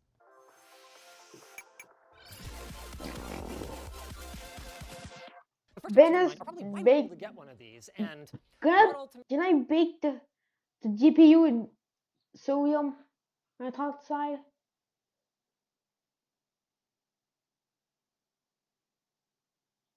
All right. I mean, this isn't the first time NVIDIA has used the same. Everyone starts out knowing nothing. We eventually learn, but not without some hard, painful lessons. Thankfully, we've got the best medicine for that. Laughter, good company, and Origin PC, who sponsored this video with their Eon 16X and Eon 15SL laptops. So come along with us as we laugh together at some of the internet's worst tech support gore. Like this one, removing RAM from a computer. Oh my god. You know what? I've actually done that one time. Oh, I've totally done this. It's super cool. I did it in school computers in high school. And we're off to a great start. Did it look like this? You know, I tried to just block that memory out of my mind. What were you thinking? That it was off. Oh my god, you did it by accident? Oh yeah. You know what's great though? I've seen it where you can actually rip out RAM sticks and the computer will work for a little bit of time, as long as it doesn't try to access whatever was in that particular stick of RAM or doesn't try to write to it, because the computer still thinks it'll have 8 gigabytes. Yeah. Or whatever you had, right? Like this looks like somebody took one stick out and then the system was like, where did those bits go? I don't like this. And that's what happened. Someone unplugged something and now the office internet doesn't work. Oh my god. You know what's crazy? Our server removed like that. It wasn't this bad. It was that bad. It wasn't this bad. Oh, that should be easy to figure out though. Just find your modem. I mean, you know, you figure that out. potentially, yeah, it depends on what you. The redstone system in Minecraft is actually a lot more powerful than you might think. By applying the principles of electrical engineering and computer architecture, we can turn this plain redstone line into a fully functional computer. In this video, I'd like to give you a brief overview of the science behind these inventions. It all starts with a redstone line. Think of it as a cable. It can be turned on and off to produce an output. If the lamp is turned on, then the output is 1. But if it's turned off, then the output is 0. This next circuit is a little more complex. If both pistons are off, the lamp is off, so we get an output of 0. The same thing happens if only one of them is on. But if both are on, then we get an output of 1. This circuit is called an AND and is described by this truth table. The output is 1, or in other words, true, only if the blue input and the green input are true. Now, let's zoom in on the pistons. They act as transistors. Simply put, transistors control the flow of electricity. When we apply voltage to the transistor, it lets the current flow through, just like the piston in the AND gate example. Simple. If we add a block and a redstone torch in front of our output, the signal will be inverted. This part alone is called a NOT gate, and together with an AND gate, they form a NOT AND gate, or NAND for short. This is a very significant component because any logic function can be implemented using only NAND gates. We can actually make these redstone circuits much more compact like this. This will be very useful soon when we start making more complex components, like this one for example. It is called a half adder, and it uses 5 NAND gates to add 2 binary digits together. Computers count different from humans. We use the decimal system, which uses 10 digits, 0 to 9, and each digit is multiplied by a power of 10. Computers don't do that. They use binary. Binary has only 2 digits, 0 and 1, which are multiplied by powers of 2. So the number 23 in binary would look like this: 10111. Now, if you want to have 2 binary numbers together, like 1 plus 1, we have to carry the 1 to the next spot. This gives us the result 2, which is 10 in binary. This is exactly what the half adder does. It adds 2 bits together, but counting up to 2 is not really that useful. That's where the full adder comes in. It uses 9 NAND gates, and unlike the half adder, it has 3 inputs. The third input is called the carry in, and it can be used to add the carry from the previous operation. So now we can put 4 adders in a row and connect their inputs and outputs to make a 4-bit adder. To check if it really works, I've built this binary display. If we try to add, for example, 5 and 4, we should get a 9. And indeed, this is the result. 2 to the power of 3 plus 2 to the power of 0 equals 9. But while binary is easy for computers to read, it is the opposite for humans. If you don't want to convert ones and zeros to decimal numbers in your head, you can build a 7-segment display instead. It is a very basic component that has many real-world applications, such as digital clocks, electronic meters, and calculators. Such a display is divided into 7 parts, labeled A through G, which can be lit in different combinations to represent each of the Arabic numerals. After quickly building the decoder, we get this: a display that converts binary input to decimal digits. After entering 5 plus 4, we still get a 9, but this time it is displayed in a more readable way. Skipping through a few pages of negative numbers theory, we eventually end up with this: a very simple arithmetic logic unit. This component can process data by performing addition and subtraction. If we try to perform the operation 2 plus 3, we get a 5 as expected. But after turning on the subtraction mode and waiting for a bit for the machine to process the data, we get -1. This extra functionality is really useful, but it is still far. No. Alright, so I just rejoined because I actually wrote a single mod, and it was journey map. I don't know why I put it in, but that's only a mod as a mini map. Mini map.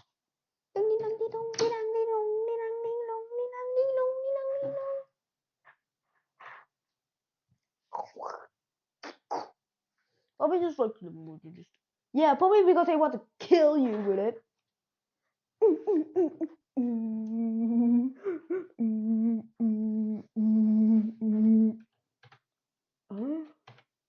Options, resource packs.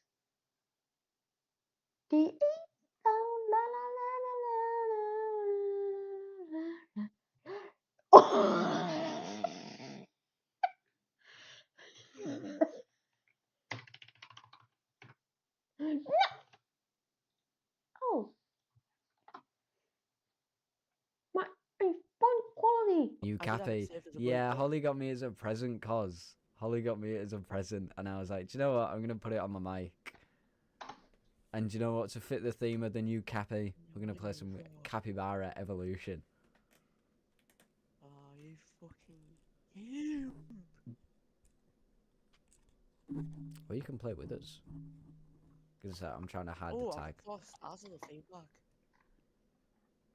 You got what? Hi, Aoife. I got Right, 4 stars I'm in the currently theme park. a recycle bin capybara thing. I'm actually not too sure what it is, but it's something. Not fine. New capybara, oh my god. What's up? Hi Nathan. Hi gamer guy. Mate, me and Aoife was playing this last night. It was fun. I like this game. Who? Who? Ethernet cable. First. What? I hiccuped. The bobsleigh course is expensive as fuck. The what? The Pablo. Oh. Oh, free blood. Echo. Also. M-U-M.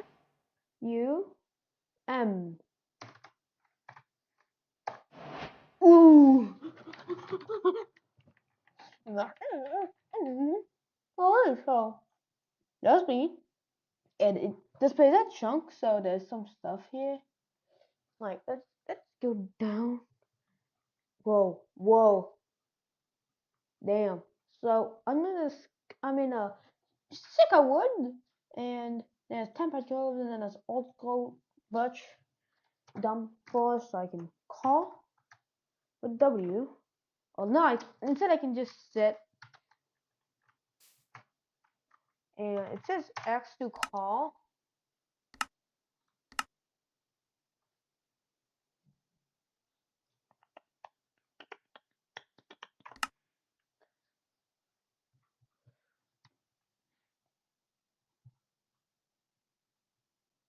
Those condo.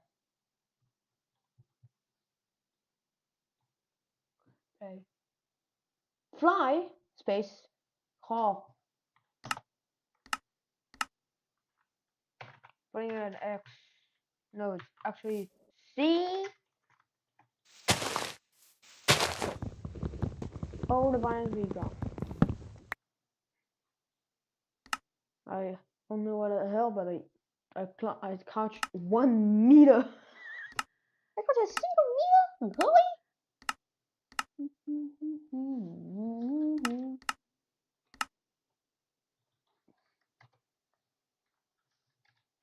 See.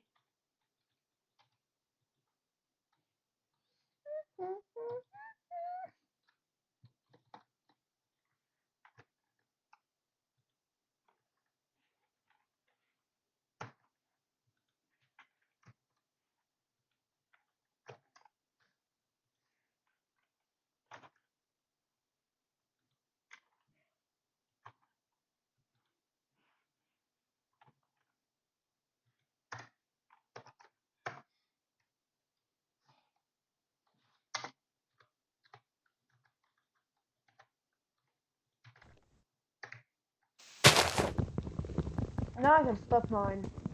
Also, what's my inventory? Is it just my inventory, to be honest? Okay, close it with W. Alright, cool.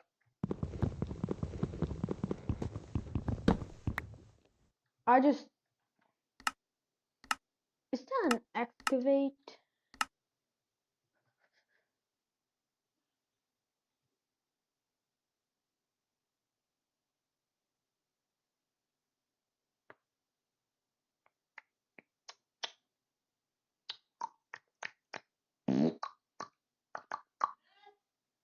I have to go, boy.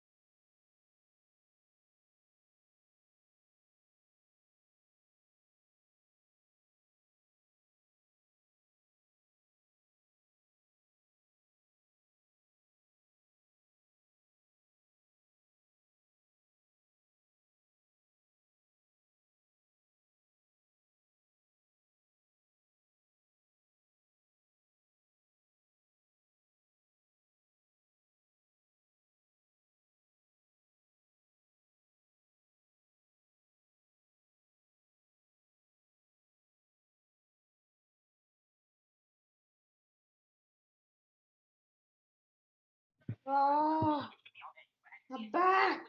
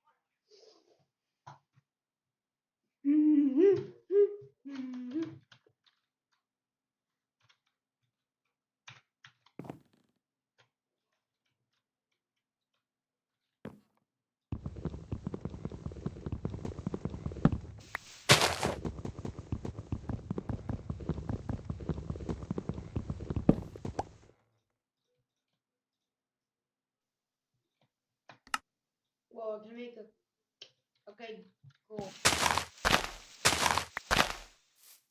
Sapling, making a.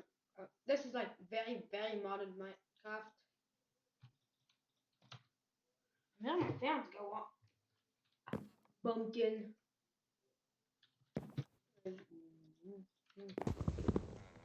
Make like I'm gonna make one more. And then I need. Hold up. Okay. Yeah, you've been waiting 30 minutes. Yeah, probably because I take some time to eat. I don't want to eat like food in like 1 millisecond, and now I have to get down. My only way, my only way. I'm gonna check something again because I need excavate.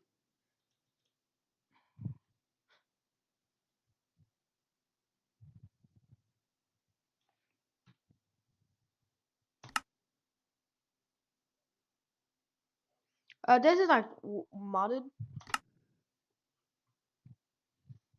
I don't even know if there's even a cool.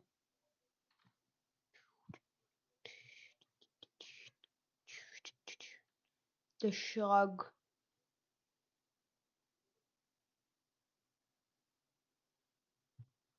Now it says quacked back.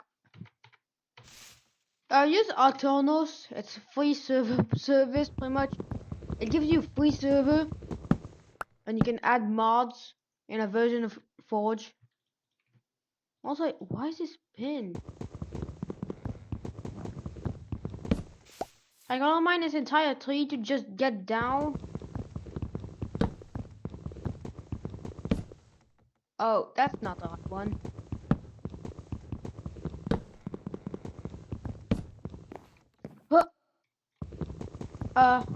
Try to make one. I'm playing some modded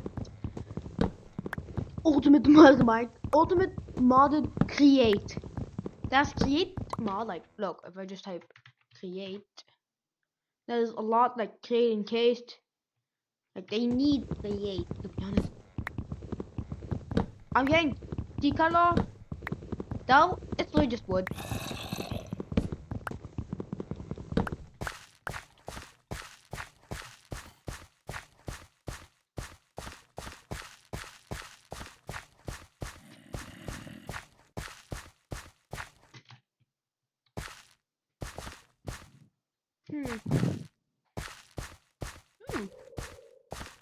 Alright, this is my cobble.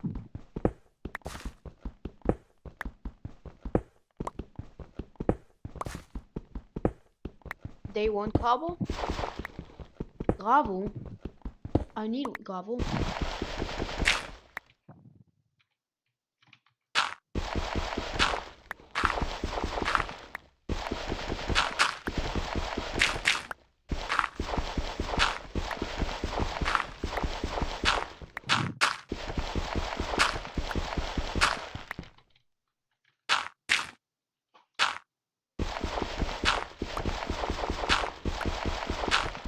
Where's the circuit?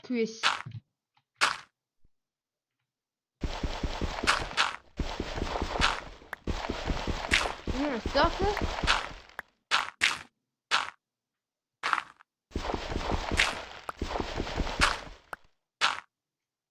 I can pet gravel. There's a pet, like there's something to pet, and I just petted gravel. Normal, I can pet goddamn gravel. Yeah, but I'm playing ultimate modded Minecraft. I'm just trying out of like I'm trying. What is that? Is that a mosquito? I don't know. I'm gonna get a bumpkin. Oh, I got a bumpkin. Alright, we're exploring. New wood, spruce, cool, spruce. Some scary slog with all the biomes we've gone. Mod. And this. Wait, apples? That's an apple. I need an apple real quick. There's food.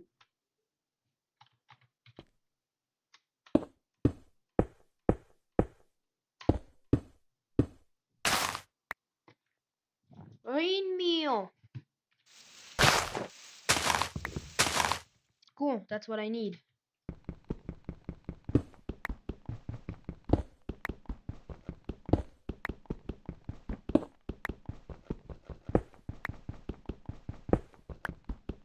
It's very modded Minecraft, to be honest. I got us 2 saplings from Scary's. What biome is this? Skyrise Valley. And now we're going to the river.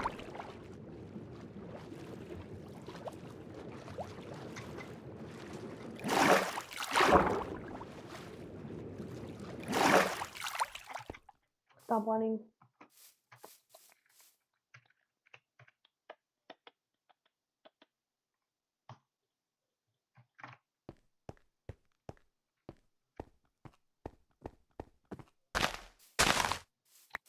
What is this? Fox Club.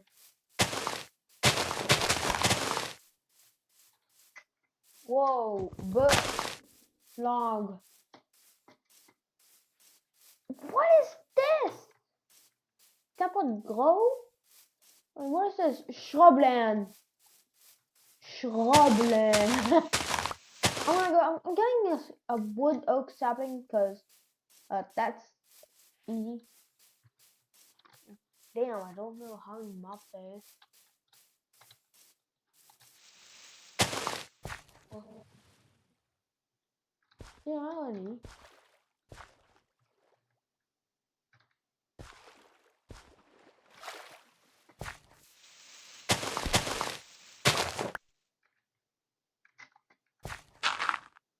What is this effect? Oh, my mic is now actually 3D.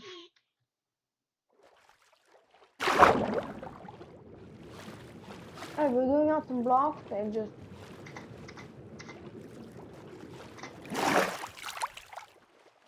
exploring today. Just my mind. What, firefly? Yo, we have fireflies now. We're getting added firefly.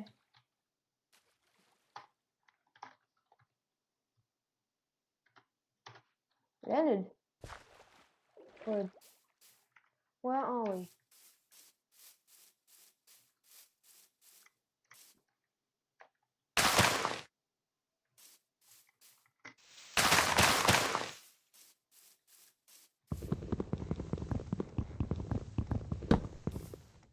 Oh.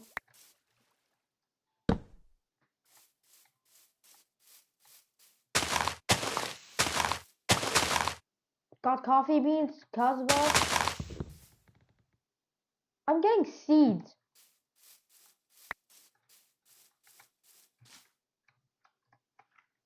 I can hide in here. Where is even a hollow oak wood?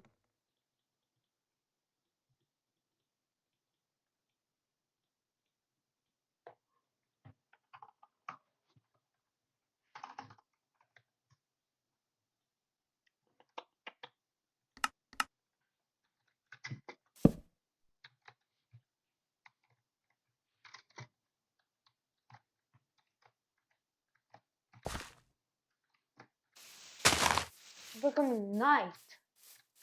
What is that? Damn. Ooh. Wolf. Whoa.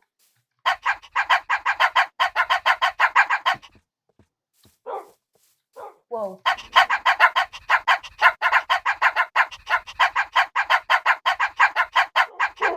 Okay. I'm getting pet wolves and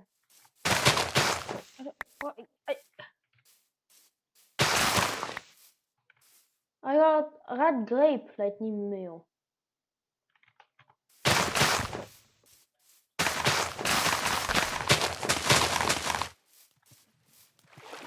Let's go to this place. I'm gonna raid this. And I'm thinking I'm gonna die. But I don't care. It's a safe space for me. And it's becoming dark, like really, really dark. And when I mean really dark, I mean hellishly dark. I have food. Alright, I'm gonna take one dirt. Cool. Now we light it. Think a citadel. Oh, the flame picker.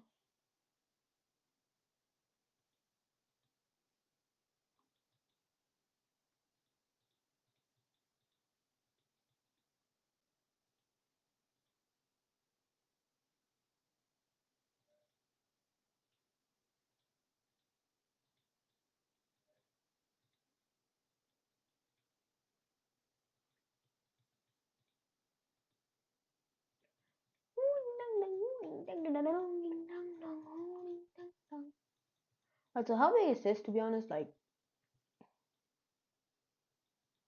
I got Thinker's Citadel. Cataclysm. The better end. I think I'll find a way in. Let's say right now, just find a fucking way in. What?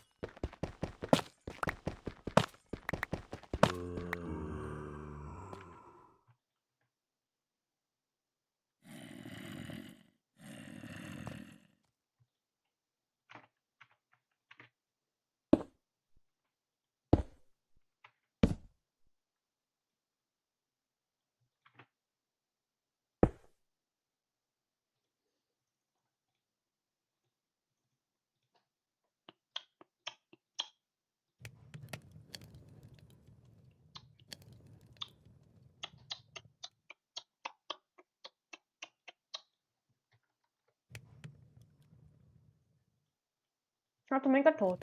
That's how you make a torch.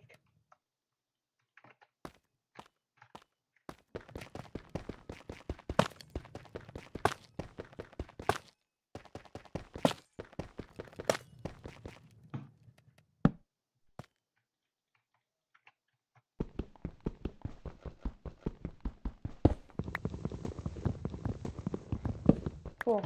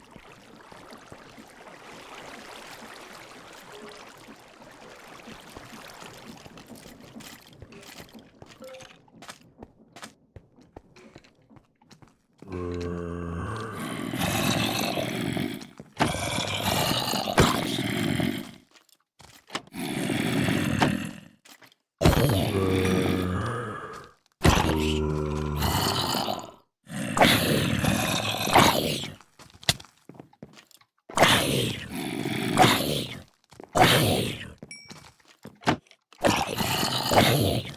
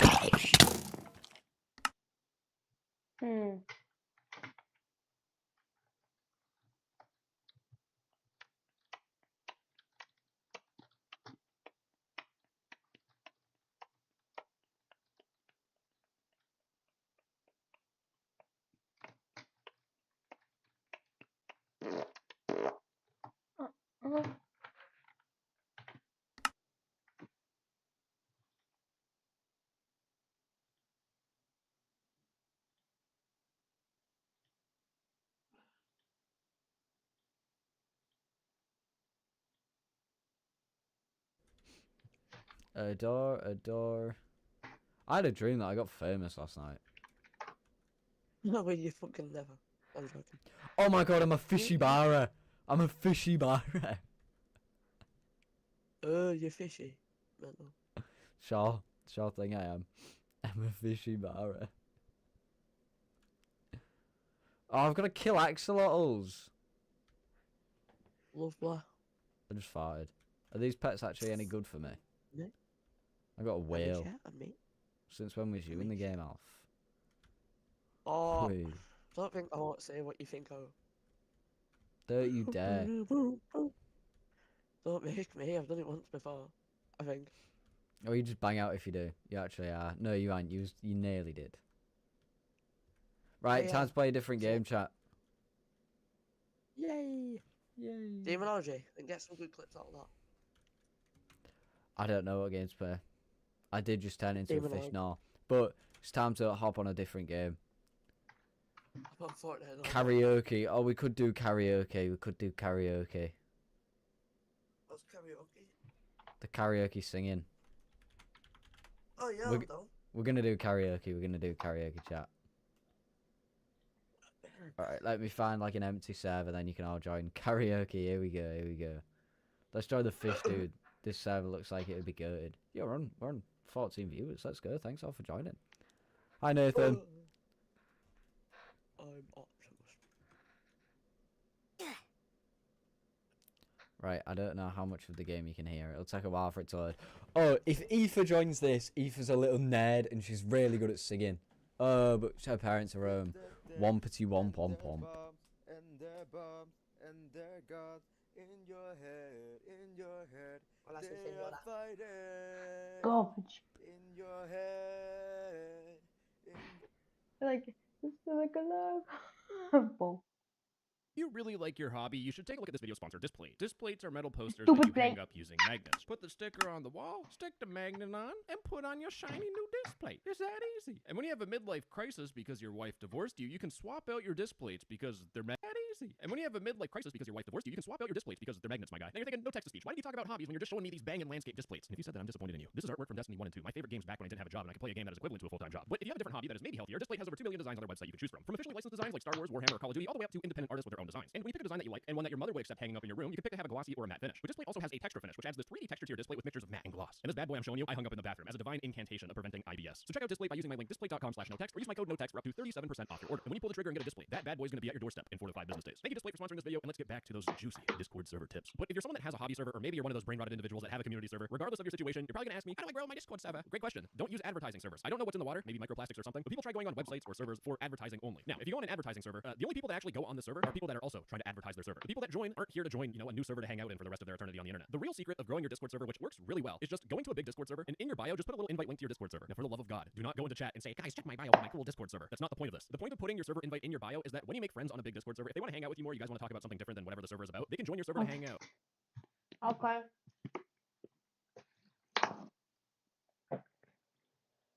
Fine, you want Steven Rails and just Discord is committed to fulfilling its obligations under the law, but acting as your copyright assertion partner is not one of them. Your firm continues to make improper and overly burdensome demands, including immediate threats of motion practice and non-existent legal matters. That whole paragraph of word salad is a Discord lawyer telling a company to f*** off because they're trying to find video game pirates on Discord by invading a bunch of people's privacy. Today we're in for a treat because this is the most juicy lawyer drama I have seen in a hot minute. So for some background and just to understand what's going on, there's a video game called MapleStory, which is a free-to-play 2D side-scrolling MMO that was launched in 2003. Now, this video game is owned by a company called Nexon Co. Limited. Nexon, believe it or not, is a ginormous company. In fact, if you look on their Wikipedia page, their revenue for the year 2021 was 274.5 billion yen, which is equivalent to $1.8 billion a year. If it isn't clear, Nexon is printing a shitload of money, and their whole game model is free-to-play online worlds. And you can see from this graph here that they have a handful of games that have made, in their lifetime, more than $20 billion for Dungeon and Fighter, and for MapleStory, more than $3 billion.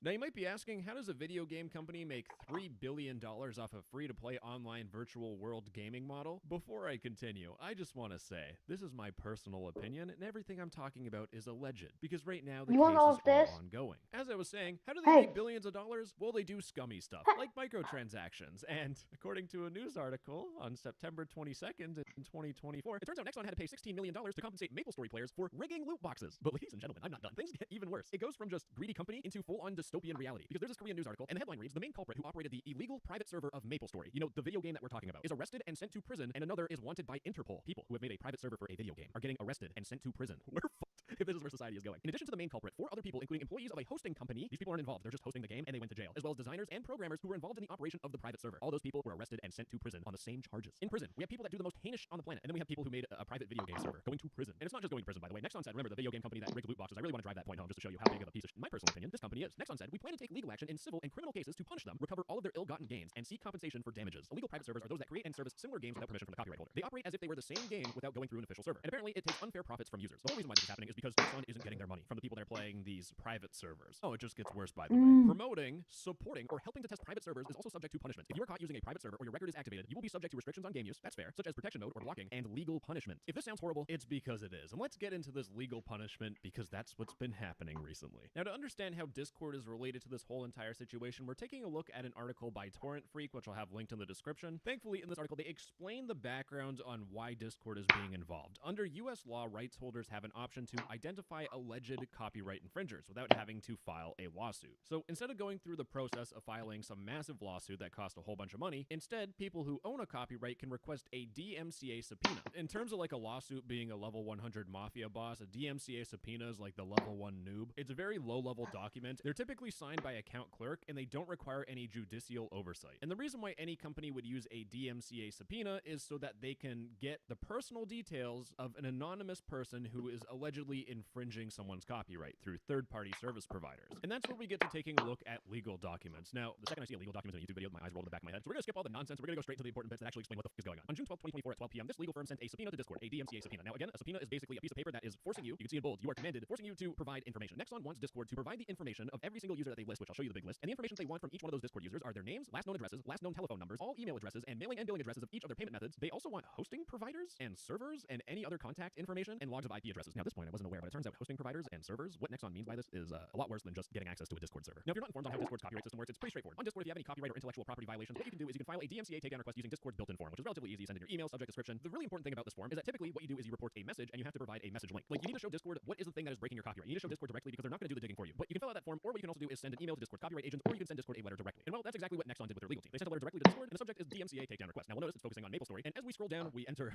the list. But this massive list that you see in front of you is every single person that Nexon wants to find information on so they can put them in jail and sue their ass. I'm suing your ass for millions. Now, taking a look at one of these entries, we can see that there's the server name of the Discord server, and we can see the website, Discord server ID, infringer user ID, the invite code of the Discord server, and an example message link of the infringing copyright activity. Now, when there's a Discord invite link, you know what I do. I pull up my alt account, Brad Armpit, and I start trying to join these servers. And it turns out, if we go through the list, most of these servers are already taken down or the invite links have expired, and this just continues on and on and on until there was one server that I found that actually exists. Now, the interesting thing is that we can actually copy this message link, put it into Discord, and try to see what is this horrible copyright infringement that's happening. Anyways, from here on out, I'm going to be using Google Translate, so things will look, you can understand what's going on. But this was supposed to be a download link to these guys' private server. But as you can see, the server is basically completely shut down. There hasn't been an announcement since April 25th of 2024, but it is clear in terms of the server and this message link, Discord did their job. They complied by taking it down, or these guys got a heads up and they deleted it themselves. But then taking a look at the server directly underneath the previous one that I looked at, it is also up. But if we look at the translations, what is the heinous thing that these guys are doing? They're adding different types of accessories to the game. They're basically just modding the game, or just adding little tweaks. Battleship movement speed and jump power modified, battleship stamina modifications. Right away. These are people that are just playing a modified version of the game, and they're being put in prison alongside murderers and, actual criminals. But then we get to another list that the Nexon lawyers made. This makes no sense to me. The wanted infringer and infringing material is the Discord server itself. Remember how I said you need a message ID showing this is the thing that is infringing our copyright? These guys said, that's cool and all, but we're fucking lazy. In fact, if you look at these listings, it shows you the website, Discord server ID, the infringer ID, the invite code, but then they have a bot section. As you can see in this Discord server, there's nothing. They're just reporting the whole server saying it's bad. In fact, the next server underneath it has a whole bunch of user IDs that are being reported, and they also reported their Discord bot, which, well, if I put in the user ID of the bot, oh, hello, there we go, it is the old command bot. And the funny thing is that bot does nothing. But again, it's the same thing. It's just a free MapleStory server that's old. It's free. They're not even making money from it. They just want to play the game back in 2008. Now, technically, this does break copyright laws because they're using their assets that they made. Nexon does own copyright to the old version of the game. But in the grand scheme of things, is this really taking away money from Nexon, people enjoying the old version of the game? It's debatable because you could both play the old version and pay for the new version and play both of them at the same time. But going through the rest of the servers and noting them down, I just want to show you how big of an issue this isn't. I say isn't because, look, there's this server here that has 458 members. This one has 8,000, this one has 5,000, this one has 500 members, and through the graveyard other ones. This one has 21 members, and this one had 105. Ladies and gentlemen, we at Nexon make $1.8 billion a year, but we need to put 8,000 people in jail for not playing our game and spending money on it. From a pure numbers thing alone, this makes no sense. They're spending all their time legally battling tiny ants that aren't really big. It's just a small little group of people. It's not cutting into your profit substantially, in my opinion. But the thing is that Nexon has actually done this exact same shit before. Because when Nexon obtained a DMCA subpoena last October, Discord initially objected, deeming it overbroad and unduly burdensome. And I'm going to be honest, there's no other way to explain the legal documents I'm about to show you. Because remember what was shown in the news article? Promoting, supporting, or helping test private servers is also subject to punishments, including legal punishment. And they weren't fucking joking. In the subpoena, Nexon provides a detailed description on how each copyright infringer utilizes Discord for their infringing activity. So these are the type of people that Nexon is reporting. They're reporting people that own the private servers, but they also want to get the information so that they can sue and put people in jail for promoting the private server, either creating a server or sending a link in DMs. Just for doing that, they want to find your information so that they can sue you or put you in jail. They're also looking for designers associated with private servers. So if you do fan art for one of these private servers, so they add in a custom character of yours, congratulations, you're going to jail. At least in Nexon's dystopia that they're trying to actually turn into reality, which is complete asinine. And finally, they want information on cheat software sellers. Now, that makes sense. This is kind of like normal stuff that's been done before. But it feels like they want to sue absolutely anyone who has touched or contacted or joined one of these Discord servers. No, okay, hold on. This is actually... I thought about this a little bit more while I'm editing this. I looked back at the material, and it turns out this is what Nexon actually wanted. They wanted to go into people's DMs. Nexon, in clear writing, says they are classifying private server promoters as people who are informing private server operators about server promotion costs via Discord DMs. They will need those Discord DMs to prove their legal case, assuming, Nexon's going to sue these guys and put them in jail. And it's not just for promoters, by the way. For example, informing the joint private server operators about the time and cost per design work via DMs. They want access to your DMs again, producing image files using illustrations and sending them to private server operators via DM. Just as a reminder, they are going out of their way to try and find people that are promoting, supporting, or helping to test private servers. If you play a private server video game, Nexon wants it where they can go into your DMs and find proof of you doing this so they can legally punish you. So Nexon asking for hosting providers and servers, it's not a mistake. They want access to Discord servers, potentially hosting providers, so that they can get and view the DMs of these people. But when we go from broad, we go to unduly burdensome. I'm going to show you one of the most, if not the worst piece of legal documents I have ever read in terms of just straight up incompetence. They even have a watermark, erase all private servers. There's a fucking company for this shit. Oh, these guys are scum, holy hell. But inside of the subpoena, again, they have this list. Now, this is before the other list that we looked at. This is an older document. And when Discord said this shit was completely burdensome, it's because I don't think the lawyers understand how to fill out a fucking Word document. It got that bad. For example, they're reporting this server here, which is in Korean. They give the Discord server ID, the user IDs that are infringing, an invite code, and what is the example message link of infringing activity? It's... At this point, I just give up. Don't even put in the message link. And if you keep on scrolling, it just gets better. I'm so sorry. I can't keep my shit together right now. They're reporting a server called Ares MS. They provide a website, as if Discord can magically do anything about it. They provide a Discord server ID, some user IDs. They provide an invite code, and for their message link, they just give you a download link. And they say, we're unable to find the message link, so the download URL for the website is indicated.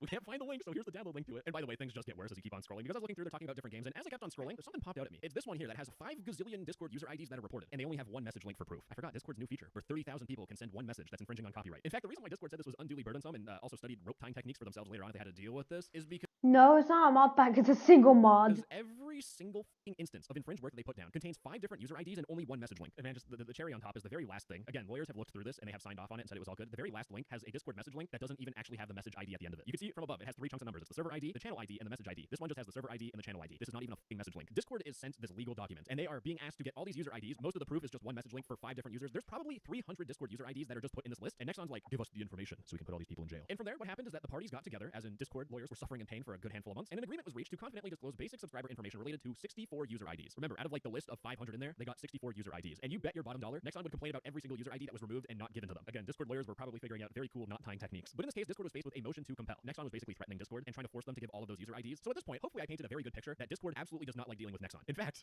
the company did not envision that Nexon would return to court with similar requests a few months later. But ladies and gentlemen, that rage accumulated and has manifested in the most legal, big dick energy thing I have ever seen in my life. Mariah, you're an absolute fucking champion. Because in response to the DMCA subpoena that was sent to Discord on behalf of I'm gonna give you the mod download. So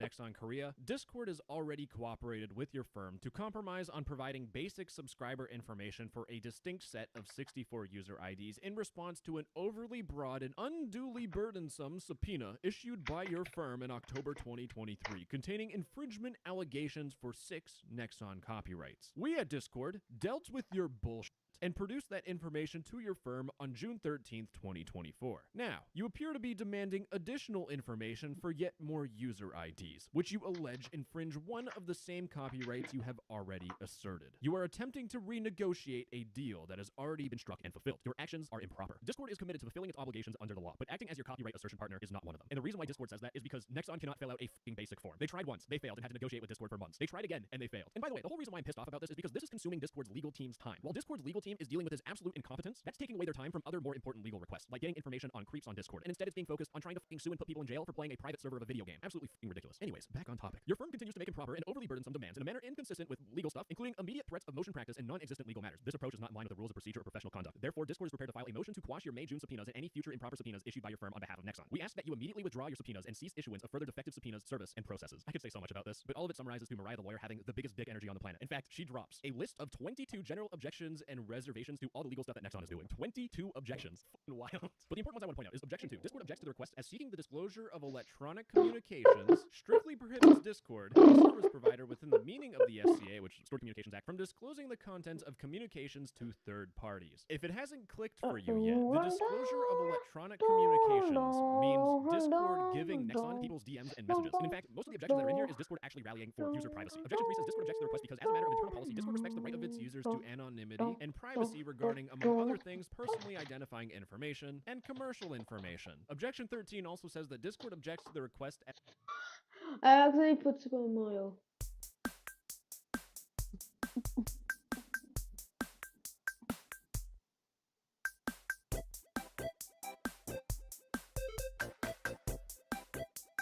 No, that's fucking.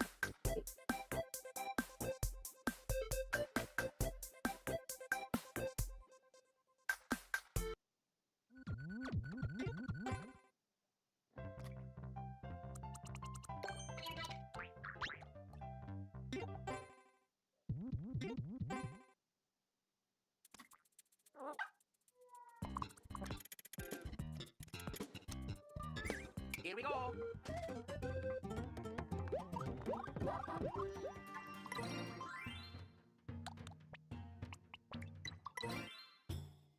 Here we go. Here we go.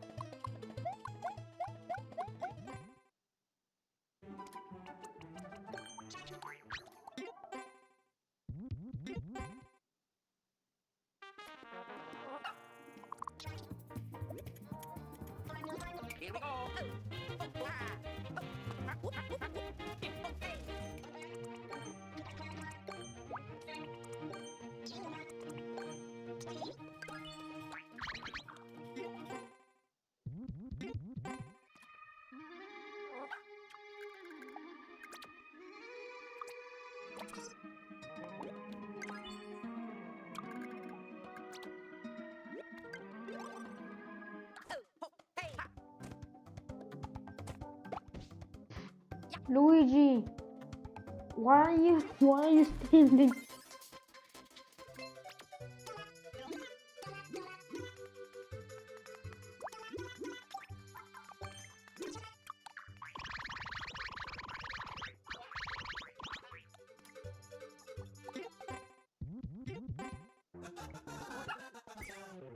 Here we go.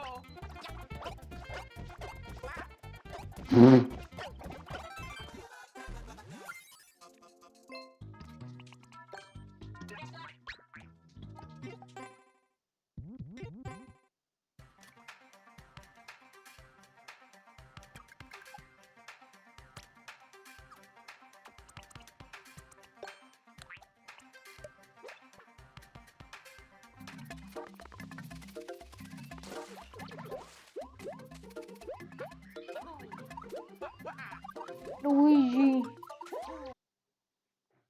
Team though, help us ride I this think race, which Luigi's looks the most smoking. supposed to be a scamming tool will actually end up scamming me. Now, despite almost being scammed 3 times, I keep going and I persevere. My great idol once said, winners never stop coming. And I came across the... On October 28, 2021, 1:37 p.m. in the afternoon, the engineers at Roblox were just finishing up their post-lunch slap battle session when they noticed unusually high CPU usage on their console servers, which was degrading both performance. No players were impacted at this point as the engineers began to investigate, but things could spiral out of control very easily, as console was a key service and a potential single point of failure. Both of these services were part of Roblox's Hashy Stack, which is HashiCorp's all-in-one solution for infrastructure needs. But what exactly are these 3 ingredients in the Hashy Stack? Well, imagine you're Roblox, a massive company with over 100 million players, 2,100 employees, and negative $900 million net income. You provide a platform on which users create, share, and play games created with the Roblox engine. So not only do you need the game servers, but services for real-time communication, the game's catalog, user profiles, virtual items, inventory, matchmaking, geolocation, recommendations, notifications, order. Hello, and welcome to another advanced trick jumping. That in certain beginning of the setup. From a fan interaction gone horribly wrong to outright lying to their fans about their identity, there have been several Roblox YouTubers who ruined their entire career in a matter of seconds, and today we'll be covering them. Starting with LankyBox, which is a dual-managed YouTube channel with over 40 million subscribers. The channel is run by Justin Chroma and Adam MacArthur, who are well known for their funny skits and You have the mods? gameplay videos. You put the However, mods? recently a large portion of the community has turned against them, calling their channel a content farm aimed at destroying their audience's attention span. Initially, their videos leaned heavily into music and movie parodies, using chip bags as hair and construction paper as backgrounds, called the zero-budget remakes, and their fans showed love and support for their sense of humor and entertainment. As time went on, they started experimenting with different types of content and launched series like Guess the Price and Riddle videos, which brought in millions of views. But at some point, the comedy duo decided to switch from making videos that resonated with their audience to making the most brain rock content the platform has ever seen. By hopping on the latest trends, they've been accused of running a content farm, posting 3 to 4 shorts a day. Most of the recent videos contain loud voices, fast-paced editing, and highly saturated visuals, which is terrible for their viewers' attention span. If that wasn't enough, on January 3rd, 2022, LankyBox found themselves under fire for breaking YouTube's TOS by running a loop of their pre-recorded videos in their live stream, instead of actually being live. On top of that, they were also heavily criticized for stealing thumbnails, which were exposed by Flamingo and other creators. They're accused of taking an existing thumbnail, slightly tweaking it, and passing it off as their own. On December 8th, 2020, Flamingo lashed out at LankyBox on Twitter for copying another Roblox YouTuber, I Am Santa, stating that LankyBox never gets called out for it, but a ton of their videos are just hijacked from other people. It's annoying because they just use people for money. Instead of addressing the issue, the duo brushed it off, while their fans defended their actions. As one user commented, one of the worst things about LankyBox stealing thumbnails is that little kids think that other people stole LankyBox's thumbnails. Even though Justin and Adam are directly not responsible, it is still problematic as they're one of the most influential channels on the platform. Even some of their once loyal fans are now fed up by their content, with one of them saying, "Man, LankyBox music video parodies was actually decent back then. Just 2 teenagers doing a funny video with low budget props. Sucks they went down this route." However, while LankyBox continues to go down this path, the next YouTuber on the list had to disappear from the internet after what he did to a fan. Braden Welsh, better known as Coral, was a family-friendly Roblox YouTuber and a member of the Pals who primarily posted Minecraft and Roblox content. While being part of the Pals, Coral posted Roblox roleplay videos, which brought in hundreds of thousands of views, making a name for himself in the Roblox community. However, little did he know that all his fame and reputation would soon crumble just because of a single tweet. Before we continue with the rest of the video, I just wanted to say that we are so close to 60,000 subscribers, and it would help a lot if you could subscribe. On February 20th, 2019, Coral posted a tweet saying, "Saving children is less than making ad money," in response to the child exploitation controversy that was going on in the platform. This didn't sit well with other creators, who criticized him for being naive and failing to understand that many people depended on YouTube for their living. But instead of backing down, Coral went on to claim that most creators never got a higher education, which only made matters worse as he faced even more backlash from the community. And one such user was Tiffany, who replied saying, "Wait, so you're saying that because someone has an opinion that you don't like doesn't have a higher education? You don't need an education to have an opinion. This is why I left the Pals fandom. Too much shade and now one of the Pals members making not needed drama over YouTube ads." Seeing this, Coral fired back, telling her that she should have left the fandom as she is already 17 and the content he makes are for 6 to 12-year-olds. In response, Tiffany revealed that she spent $100 to have Pals written on her jersey, to which Coral replied, "Cringe." This one tweet would literally destroy Coral's entire career, as he was targeted by many Roblox creators for a supposedly rude remark. To control the situation, a fellow member of the Pals, Sub, stepped in to apologize on Coral's behalf, saying, "I'm so sorry for what Coral said. He doesn't speak for the rest of us, and I think he's just upset at the whole YouTube situation. We really do appreciate you supporting us in the past. I'm so sorry." On February 24th, I just want 2019, to add a Dennis, who is also part of the PALs, mod. made it public that Coral is no longer part of the group. In response, Coral A posted a bunch of singular- tweets targeting the members, claiming that the PALs aren't even friends anymore. Singular In his mod. tweet, It's Coral like stated, "In my mind, the PALs started Hey. when Dennis and I met at 12. He was my best growing up. Today, when I was kicked out of what we started, he didn't even call me or say anything to me at all. None of the PALs have said anything to me at all other than a message saying I've been removed." He went on to explain how the PALs had become a business rather than a bunch of friends playing and enjoying time together. He ended his response saying, "So I'll die as I lived with this final goodbye. Love you, love your shoes, toodaloos, cringe." After getting kicked out from the PALs, Coral went inactive on both YouTube and Twitter, and it wasn't until July 19, 2019 that Coral would return posting pictures of him holding a arm. However, he would soon delete the posts and go offline once again. Days turned into years with no sign of Coral returning back. But on September 9th, 2024, Coral would surprise everyone by posting a heartfelt apology with an image of himself. In the apology, he thanked his fans for their support and also apologized to Tiffany saying, "I loved making videos, and I was privileged to be a role model for so many people. So, it's sad that I misused my power and position to be rude to someone. I was really rude to Tiff, and I should have been so much kinder." After all these years, many fans look back and believe that Coral didn't deserve to be cancelled over a simple incident, with one stating, "Imagine losing your entire career but- just because you told a 17-year-old No. that being obsessed with a channel for 8-year-olds is cringe. Twitter is stupid." While Coral has redeemed himself, the same cannot be said about the next YouTuber who manipulates his audience in the name of religion, but also has a history of highly questionable behavior. Paley is a Roblox content creator with more than 5 million subscribers on YouTube and 2.7 million followers on I'm also TikTok. gonna download it, Originally so from download the Romania, latest he version. started his content journey posting videos on TikTok and later switching to YouTube. However, his rise to fame hasn't been without controversy, as he is accused of using Jesus to manipulate his young audience to get more followers and views. While some might dismiss this as clickbait, young kids who are not fully aware of such stuff are tricked into believing that something bad might happen if they didn't follow it. And Paley didn't stop there. In his community tab, he has used Jesus multiple times to promote his channel, even though most of them are harmless, like posts saying "subscribe for a blessed day." However, at times, he uses it to promote Roblox games and even sponsorships. As one user commented, "I hate these type of people. Just because you're Christian or whatever religion doesn't mean you can use the God for clout." However, many are not aware of the fact that Paley used to create some highly questionable videos before using religion to promote his channel. Back then, he used to post videos of Roblox characters destroyed other players' houses in Bloxburg, which sparked outrage in the community. On top of that, he was also accused of burning down a house, which turned out to be another attention-seeking stunt. It's no surprise that his recent videos are struggling to gain views, despite boasting a massive following, which shows that things built on deception don't last as long as expected. But the next YouTuber on the list not only faked her entire gameplay, but also gave platform to someone who got cancelled for allegedly scamming his developers. Hey Rosalina is a Roblox content creator with over 400,000 subscribers, who became famous for her Tower of Hell gameplay. She posted her first YouTube video in February 2021, titled Roblox Tower of Hell but it's keyboard ASMR, which primarily focused on ASMR content. Seeing the success, she opened another YouTube channel, focusing more on speedrunning and gameplay content. As time went by, her second channel kept growing, reaching a whopping 900k subscribers in no time. But behind her bubbly personality and gameplay, Rosalina was hiding something, one that would soon come to haunt her later on. On September 30th, 2023, a YouTuber called Pinkleaf would go on to release a video titled Exposing Hey Rosalina, Tower of Hell's Biggest Fraud, in which he claimed that Rosalina was actually not the person who was playing the game, and it was all just fake. In the video, he showed screenshots of their conversations, where she admitted faking the speedruns and was simply giving voiceover to the content. But this still begged the question of who was really behind the gameplay, and why was he using Rosalina as a mask? And upon further investigation, Rosalina herself spilled the beans that it was actually her brother, Cable. Cable is a former Roblox YouTuber who was well known for his Tower of Hell content, but he would soon get cancelled for allegedly talking inappropriately with mods in his Discord server. According to one of the mods, Cable coerced them into doing a face reveal, threatening to demote them if they refused to do so. Not only that, he was also accused of scamming a developer, Dumbskid, who was hired to help him with the project and was promised $270 for the job. But after completing the work, Cable paid him only $200, claiming that he didn't have money. Ultimately, all these events led to Cable's cancellation, only for him to return using Rosalina as a mask. After the video went live, many of Rosalina's fans were shocked and felt betrayed, with some expressing their disappointment. This is actually heartbreaking. The fact that I supported her makes me regret everything. This is just sad. For all those years I've been supporting you and you just do me dirty like that? Goodbye, Rosalina. Ever since the truth came out, Hey Rosalina abandoned her YouTube channel for good, only to never be seen again.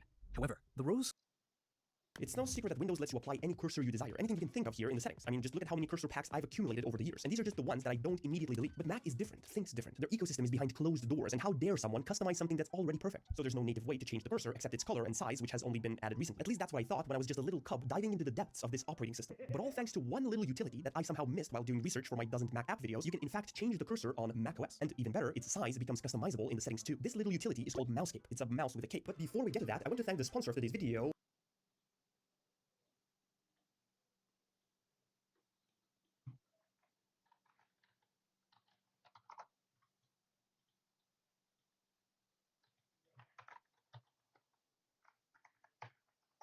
Curses.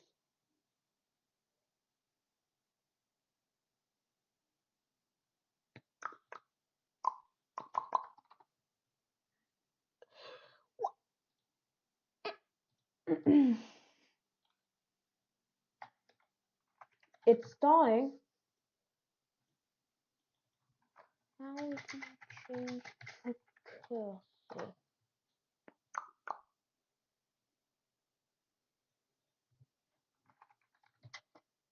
Mouse settings. And then we have like boom.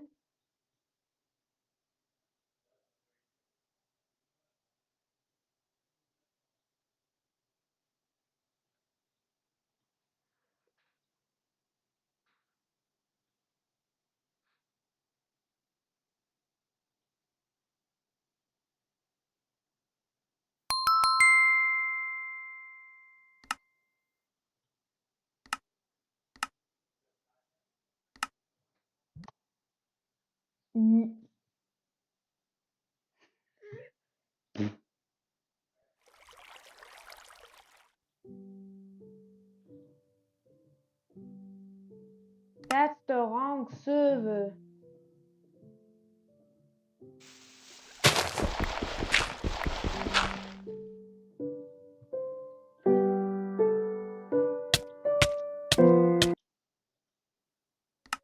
I have to fucking restart it. Because it's the wrong world. Gosh damn it. Custom cursors. Let's see. People have made like stuff like Sonic. How many freaking things? They have a nanite sword. Yeah, because I need to change the world because it's a bad one. Giant.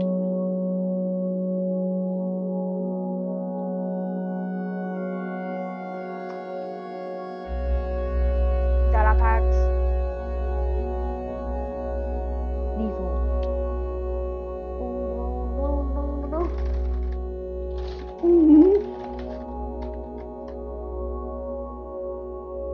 We're going to see one. Generating. I don't know what it is.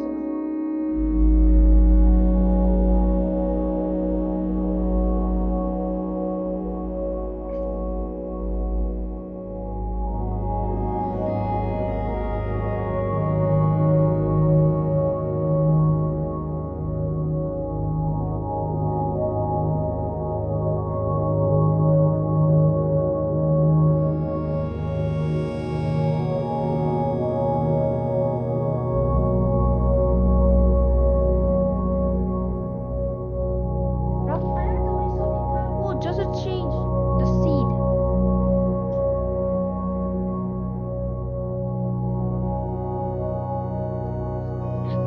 I want to sleep and watch an ad. Cool. Blocks.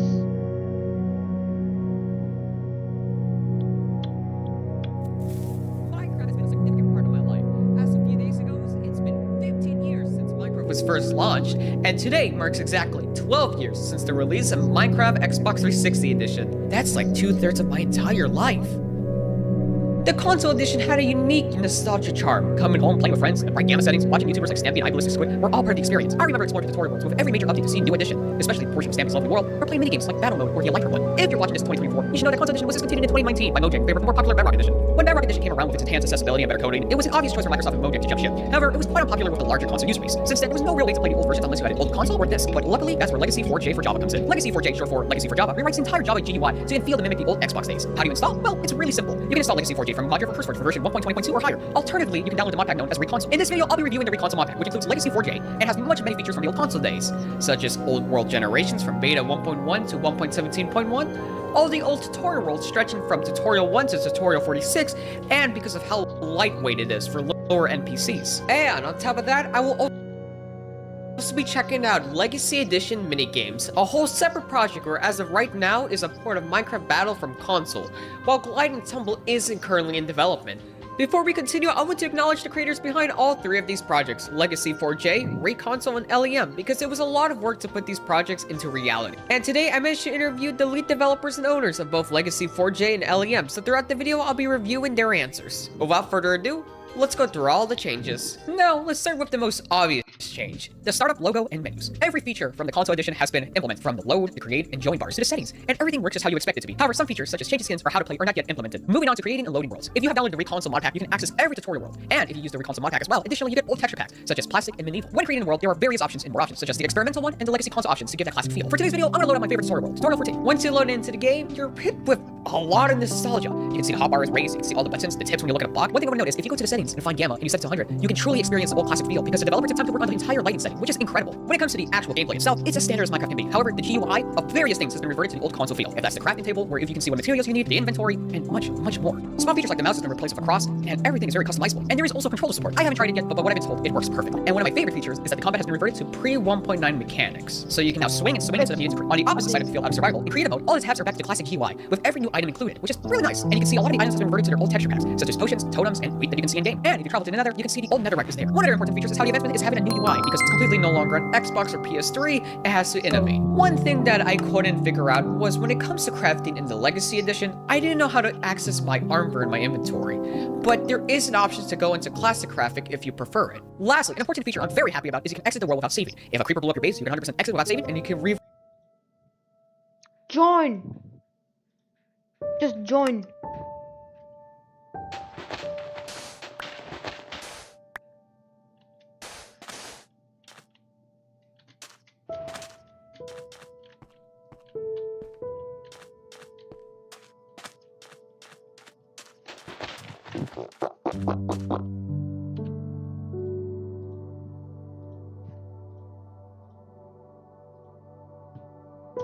You can join now.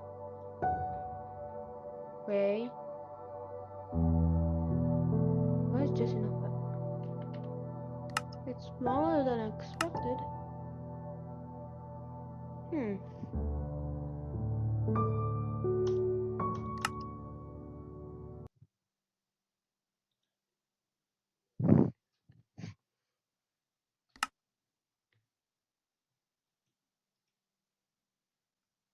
Unlimited.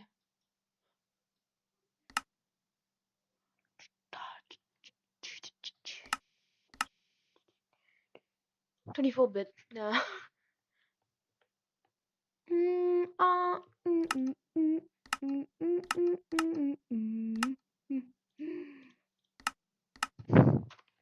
Cool. Hey, you can join? Can you join?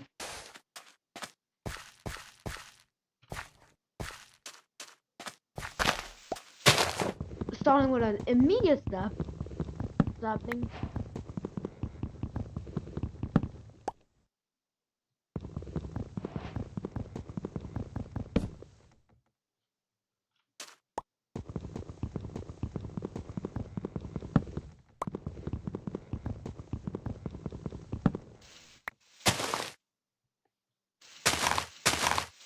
Are you joining yet? I punched that tree. I'm getting.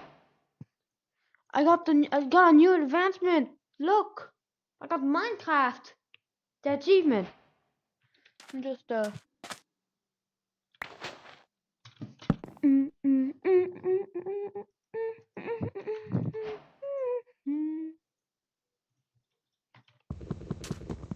When are you gonna join? Dude, just join. You can join.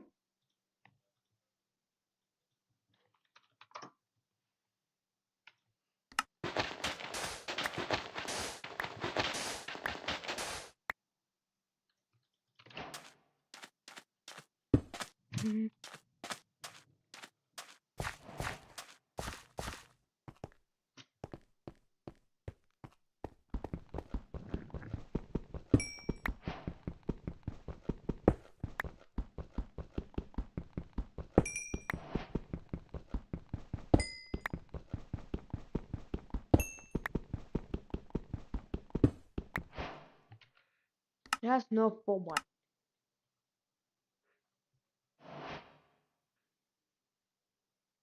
tech.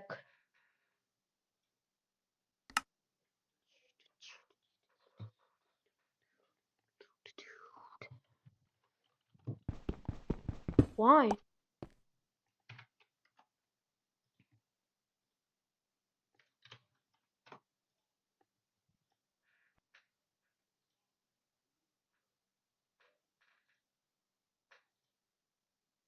Look, there's a whitelist. Can add. But I don't know why you cannot join.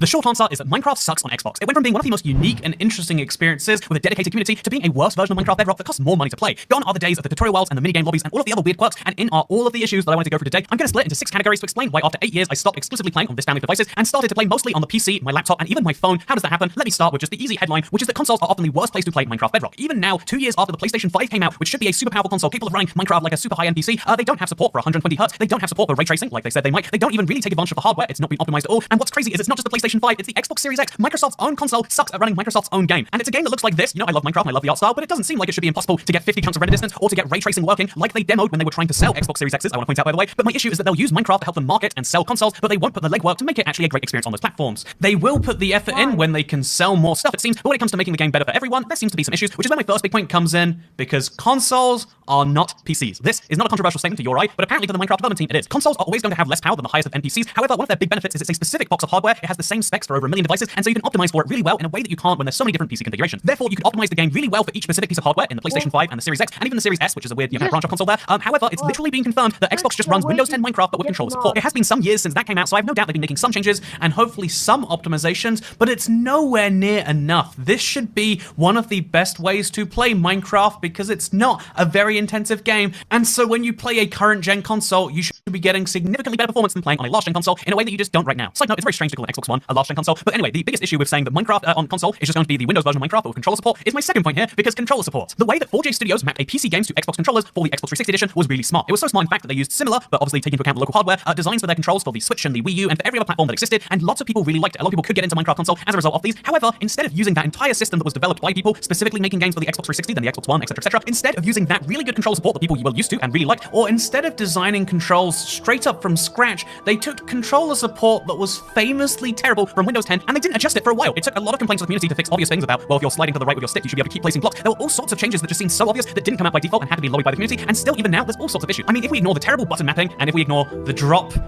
button being this for some reason, and if we ignore everything about that, because you can fix these controls, they are fully remappable in a way that old control support wasn't. I really do like that. Fly speed is incredibly low. It really does just feel like you're sprinting through the air in some cases. It needs to be incredibly fast because obviously if you can't use /TP as easily as you can't as well when you've just got a controller and no keyboard, maybe being able to fly around is extra important. But instead of thinking about that, they just saw it seems Minecraft console is, yeah, it's like a PC, but these guys use controllers over there. That's wacky. That controller, where's the keyboard at? I haven't considered where the keyboard must be. And so the quick selection for commands menu, which they added to the game around this time, they haven't updated it a single time. There are all sorts of great new commands which have been added since then, and there's all sorts of commands that existed back then that people would have loved, and none of them are available in the quick select menu. You have to type in yourself using an Xbox controller /fill, and then some of these weird, I think they're called tildes, the little squiggly lines, and then they're not easy to find on an Xbox controller. I'm just saying, going through the whole menu just to type these things button by button, it's so frustrating, and basically requires if you're a hardcore controller person who wants to get into commands, you need a keyboard, and that is a mistake. Imagine if Minecraft was a console game which they brought to PC, and they didn't let you use your keyboard, instead you had to use an on-screen style keyboard, because that's what they used on Xbox. That is the equivalent of what they've done here, and yeah, it just really shows that the priority is in making a game for people who have keyboards, whether, the one that's touch, which is still terrible, but like it's less terrible because you use it a lot more, or for people on the PC, and if you don't have one of those, well, you know what, you represent like 5% of our market share, so what do we care? That's what it feels like, at the very least. I can't confirm those other discussions they're having internally, but what I can say is that the limitations are awful. I mean, think about it. Minecraft being the exact same across all versions is amazing for crossplay. That's why they made better together Minecraft. That's why they introduced Bedrock to the consoles. However, if you're playing on a phone or a PC or anything else, then you have access to downloading your own add-ons, your own skins, your own worlds, your own anything you want outside of the marketplace. The marketplace is just this premium option. If you're on a console, they do not allow those things. And I want to be fair to Mojang here, this is not within their remit. It is within the teams at Sony or Xbox, the actual development people, and realistically, they're never going to allow you to download external files to modify your game. There's all sorts of things they tried, but it's not going to happen. And so ultimately, yeah, of course you can't download worlds, add-ons, or skins outside of the game and then import them into your Xbox version of Minecraft. However, instead of seeing this restriction and going, oh, yeah, that's a shame. The only way you can get things is via the marketplace, which costs money. That sure is a downside. I'd love to add these features we have on other platforms. Instead, the response is like, oh, so what you're saying is you can't do the version of downloading maps where you do it for free,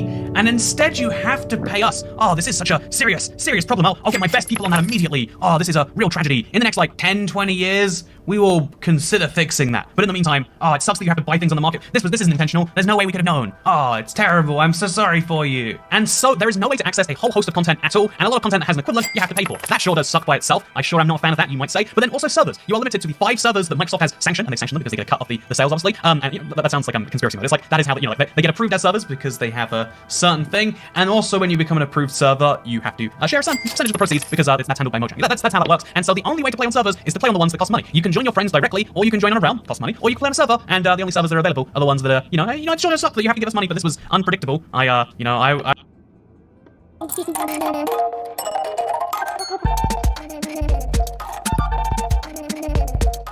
Now, if none of this makes any logical sense whatsoever, trust me, it doesn't make sense at all. It's really stupid. In fact, this is probably the most incoherent garbage I've seen on Discord to date. I actually heard through the grapevine that chances are most of these reports, even if the person did something bad, most of the time this stuff doesn't really get reported to Discord. Now, of course, with a slight ounce of power, these guys power trip beyond belief, and what happens is they have someone they don't really like talking to, they have a little bit of an argument, they'll just ban them off the server, and they'll get banned off a whole bunch of other servers. So there's going to be some sort of conflicts of interest here and a little bit of corruption, but that's not really the extent of conflict of interest, because if you just look at the server and you go to their LOA network, they're actually partnered with a whole bunch of other servers. So you bet your rear end, if one of these guys does something bad, we're going to have another case of, oh, well, you know, this Kalen guy, we didn't want to get rid of him because he was highly important, and we wouldn't want to report someone in our safety network because, they're part of the safety network, and that's so important. Basically, if you're using one of these servers, you're relying on these guys not being biased, which is not happening because they have connections everywhere and they hate each other. In fact, when there was that little dispute going on and they had a little peace treaty that I ignored, they actually banned each other because they hated each other, and then they had to go through that 3-hour group chat to undo all this power tripping nonsense. And that's nothing too crazy, right? But I decided to amp it up a little bit more, and I have to move over to another Discord alt account because I'm looking at Scammer Alert. With Scammer Alert, these guys don't entirely care about like, oh, if you got rated or all that nonsense, because if you look at their reports policy, they really only care about like scams in terms of people trying to trade Discord Nitro, so that little gray area market stuff. Best part about this whole entire thing. The scams they don't handle are products against Discord's terms of service or country laws. So they don't want to deal with any reports of stuff that breaks Discord's terms of service. But this is the big but. But if we go to this one moderator, Triv here, keep in mind they're a moderator on the server. They've been vetted so that they're a good person and they follow whatever rules are on the server. If we go to Triv and we just click on their profile, they have an invite of discord.gg/Triv. If I go to it, I'm actually in their server right now, and they're selling some stuff. In fact, they sell Nitro, which is probably not allowed. They sell Boost, not allowed as well. They sell Discord tokens,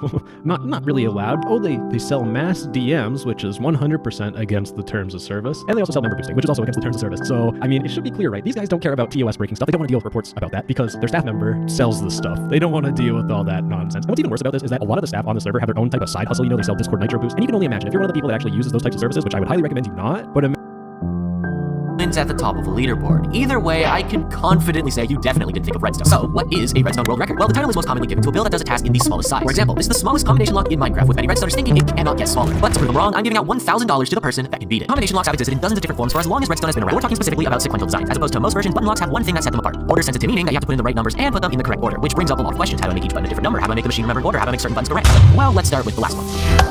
Forget about buttons and order, and let's start with levers. If we have 5 levers on a wall, inputs 1 through 5, how can we make it so all of them have to be powered for a lamp to turn on? Well, we can make what is known as an AND gate, inverting every single input with a redstone torch and have them all connected and inverted once again. But let's say you only wanted every other lever to be the correct ones. Well, just uninvert the signal from the incorrect ones with repeaters. Now only 3 levers are required to turn the lamp on. If we try using all of them like our first attempt, then the lamp will turn off. This is as basic as the locks can get, and you can already build tons of variations using this very concept. A color lock, use an AND gate. Item frames, use an AND gate. Most combo locks just need to know which values are correct and incorrect and compare them all with one big circuit. But in the real world, passcodes, keyboards, credit card pins, whatever, they all use order sensitivity and buttons. So we have to change the way we approach making a button-based lock with redstone. Rather than the inputs themselves keeping a constant signal, we need a circuit to do that with memory, with latches. A single latch can store a bit of information. So redstoners ask the question, what if we had more latches? That way the next latch is dependent on whether the previous latch had been activated. The signal can only go all the way through if the latches were activated in order. Around here, this is what everyone rolled with. It was simple, it was customizable, and it had one big flaw. Just a minute ago, we asked 3 questions about locks, but we haven't really gotten an answer to the first one. Sure, lever locks, you can easily make different inputs correct and incorrect, and this latch system gives you a way to add a sequence, but there's one part I left out when talking about the ladder, and it requires a little bit of rewording of this first question. How do we wire the buttons? This sequential latch array system, well, it gets a little messy. Some insane spaghetti wiring is needed just to connect each button to each latch, and there's literally infinite ways you can do that, and it's just annoying to figure out. What we need is a standard, a circuit that can take any button panel and decode it into certain numbers. It would be a revolution in simplifying sequential button locks, and on October 11th, 2011, a player by the name of CMB Minecraft did just that. The CMB lock is not the first. What? Yeah, this is the first of many surprises that the video will throw at you. CMB may have popularized the decoder approach, but it was actually first thought up almost 7 months prior, just 3 weeks after Redstone Repeaters came out, by a player fittingly named Minecraft Cat. And yes, he actually has that handle on YouTube if you could believe. March 13th, 2011, he would upload his first prototype, and he would quickly refine it to just this in 10 days. But if you pay close attention, you might realize that, wait, isn't that just CMB Minecraft's design? 7 months before CMB Minecraft's design? Wait a minute, did CMB Minecraft not design his lock? Yes, CMB Minecraft did not design the CMB lock. So let's give a broader name, the decoder lock. Every button goes into this decoder circuit. One axis is how many inputs you have hooked up, and the other is how many digits you have. Each digit is represented by a trench, and they all have an elevated piece of redstone representing the correct digits in the passcode. If you remember the sequential latch array from earlier, well, now it's been with each correct number going into this array, the lock can now recognize the order of the buttons pressed. But this design introduced another idea that would appear in all future combo locks, a reset lock. Above the redstone trenches, every other space is occupied by a torch, and these are the incorrect numbers. Every incorrect number toggles the latch that it's attached to, so it resets the lock when the code is wrong. Except when it doesn't. Surprise number 2, the most popular combo lock on YouTube at the time never fully worked. Aside from the obvious bugs, these designs hated repeating numbers, with a lot of problems with skipping through latches and not resetting properly. Despite that, this approach was a smash hit among the rest of them. Dozens of players made their own designs using different button panel variations, latch arrays, but one thing stayed the same, the decoder. Nothing could stop it unless Mojang completely revamped Redstone with brand new Redstone components. And while the good thing that Mojang completely revamped Redstone with brand new Redstone components, 1.5 this year and it changed everything. The thing that matters most for us, though, is the comparator. Gone are the days of giant, clunky, annoying binary systems, and here are the days of cramming 8 times the information in a single block. The introduction of the comparator and coding things using redstone signal strength was now feasible in a small area, and it wouldn't be long until Amazuma Games published the very first signal strength-based combo lock. The thing that I was able to make a difference, we're trying to recognize the digits. I realized that I didn't need to use the full range of signal strength. Once I had that, then I realized that I could just compute the difference between them, and this is how everything happened. These little circuits would only give out power when it received a certain signal strength, and because of that, panels went from separate lines for every button to a single redstone line for every button. By the end of the year, we got our very first order-sensitive design by Shabir1701, which, surprise number 3, was one of the original SciCraft members. Yeah, that blew my mind a little too. But even throughout 1.5, the binary-based decoder lock was still the most popular, with its approach now attached to CMB instead of the true inventor Minecraft Cat. The bumper single strength base designs were still popping up, with Pico creating the smallest combo lock at the time using a vertical layout instead of horizontal. The reason I did this is for sure just the space behind the wall I think of as more precious than the space underneath the floor, right? So we have these comparator arsenal latches. So this one is on now, and that means that now it allows the next one to be unlocked as well, right? Others use the flexibility of signal strength to add extra features like changing the password with the same interface or using multiple combinations to activate different things. Nothing really groundbreaking was being published though, since at this point we're in 2018, the absolute peak of Minecraft's deadness. And it would seem that the comparator would be the last breakthrough that we would ever see. And then I broke the record myself. Oh my god! That's it. I found a video by a person called Crafty Master Man who has absolutely killed it. I decided to have a go at making a combination lock because, well, I actually forgot what I did what every great redstoner does. Steel. This was a design by Melon BP and Rudon, an impressively tiny build that didn't work. I'm sorry, it just didn't work. That didn't matter though. What I soon realized is that this contained the next big breakthrough in combo lock technology. Lock repeat. Why have entire live circuits when you can have them in just 3 blocks? And combining that with a Zuma's digit recognizer idea, Sacred Redstone and I made the smallest combination lock in Minecraft. So how does it work? This latch on the blue line is controlled by 3 different elements of the lock: the digit recognizer, the previous latch, and this redstone torch which I'm calling the gate. When the correct signal strength goes through, this comparator gets unlocked, letting whatever signal in from the previous latch get to the other side. At the same time, the gate unlocks the repeater in front of it, meaning that when the buttons turn off, the signal will get locked in place, ready for the next number. If an input is wrong, the gates being unlocked would make the signal disappear since it doesn't go past the comparator. And if you were watching my channel around 2020, then you would know what happens next. But for the people that are new, this thing doubled myself. The video was posted in the middle of June, and just a few months later, it would get featured in one of Mumbo's Hermitcraft episodes. And for almost 3 years, it held the world record, and it seemed that it would stay that way forever. The lock was already completely flat, with every single block in its area being used. The only thing that could change that would be if Mojang added a block that had some very specific properties that would be incredibly useful for this specific scenario. And well, it's a good thing that Mojang added a block that had very specific properties that would be everything would change in 2023, and it's almost fault. In January, he would upload a video himself making the decoder-based combination lock for the first time. In 2023, out of curiosity, I DM'd him asking for the download to experiment on it myself, and came across surprise number 4, which isn't really surprising because the sense before it was broken. And for the exact same reason as all the old decoder locks, repeat numbers. And one of the best part, you wanna know why these locks didn't work with repeat numbers? It's because all the latch arrays were always built backwards. Anyway, Mama making this video made me revisit my lock to see if I could compact it one last time. So I set up a stream, got together with Purple and Sacred, and we got to one. Crazy. Oh my god. That's it. I can't believe it. The answer is the jukebox. We had done it. Jukeboxes. It was so obvious. Jukeboxes were the answer. With properties of both containers and target blocks, we shaved 4 blocks off the volume of the previous record. And it now stood at 36 blocks per digit. It was unbeatable, we all thought. I mean, no one even came close to beating the record before, and now we had it 2 times in a row. Is your model with the jukeboxes your latest model? Because I think that I might have one that was more compact. GG, I love your channel. Huh. Surprise number 5. He was right. Even though we were so confident that our lock would be beaten in years, it wasn't impossible. The previous build used up every single block in its volume, but this one missed a block in its volume for every single digit. Not to mention that this layer of repeaters kept teasing us. It looked so easy to get rid of. So when a player by the name of RPZ2_23 finally got rid of it, I was shocked at how simple it was. Alright, so why do we even need these repeaters in the first place? Well, our latch system looked like this: a pattern of comparators of subtract mode and locked repeaters. The problem with that is that we need to subtract the same amount from the side of the comparators as the back. RP's solution to this: hopper. Instead of having a second set of repeaters per digit, RP used this dropper hopper setup, which did the exact same thing as a repeater, but at signal strength 1, meaning they could move the entire latch line over by a block, shaving a whole 6 blocks from our design at a clean 30 blocks per digit. The only way a smaller lock could be made is if a Minecraft YouTuber with a sizable influence on the rest of the community made a video announcing $1,000 bounty if someone breaks the record. And well, it's a good thing you guys are still watching. After all that, if you still think you can pick the world record, randomly trying to find invisible spots. That would not be fun. Okay, well, I guess we'll get whatever this star is. Oh, it's star. Okay, so this is normally the chain chomp star. Oh, there's the box. Oh my, look where these red coins are. Oh my god, dude, these are gonna be a pain in the butt to get. All right, well, I want to find King Bomb. Ba-boom, boopy, ba-da-ba-doo. All right, the King Bomb, Lord of all the blasting shenanigans. Alright guys, here's my cat Gaying G. He is almost 4 minutes old now. I named him after my favorite YouTuber. Oh, and here's Daisy. Her cat is 3 days old. Oh wow. Oh, what a lovely cat you have. 3 days, that's a lot of playtime. It'd be a shame if someone killed your cat. It'd be a shame if my cat ate your cat. Oops.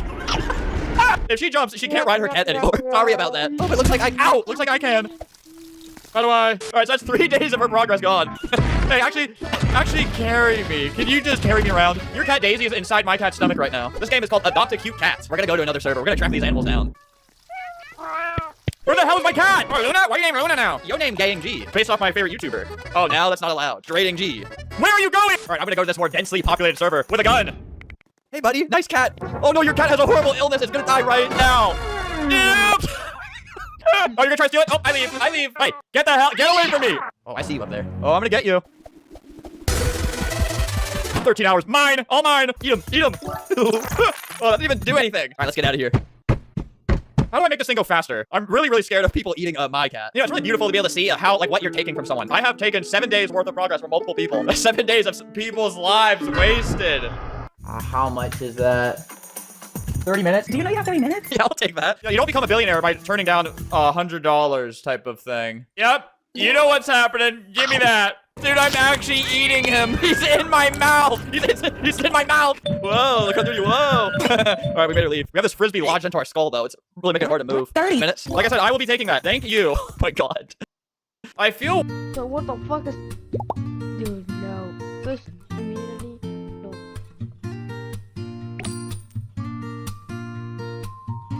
That's how it drops. You can only make that. How many single droppers, to be honest? Oh.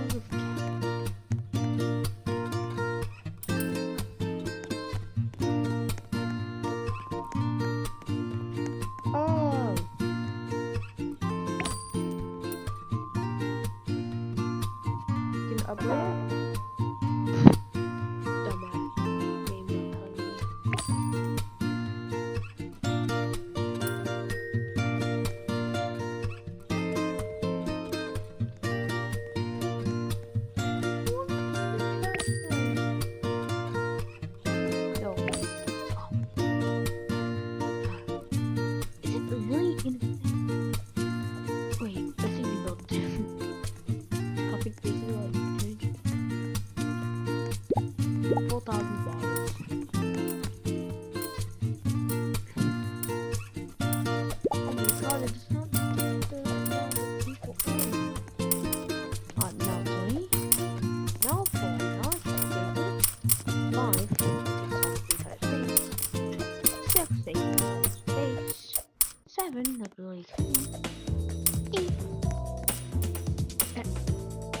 This is not $8.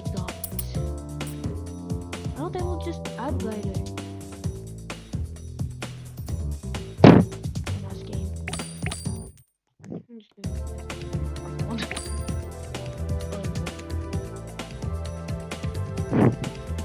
9 seconds is done. Clip.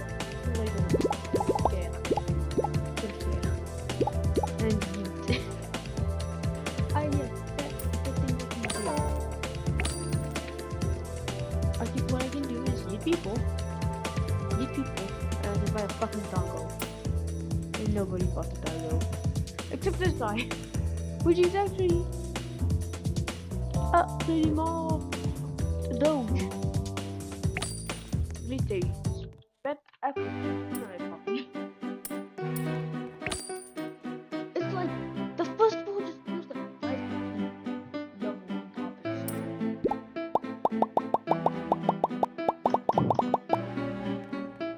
Well, I need blood too, and +1 super bird. Oh, you get part 2 and super bird. Just cause a super labor. It's that easy to say what it is. It takes like fucking 9 seconds.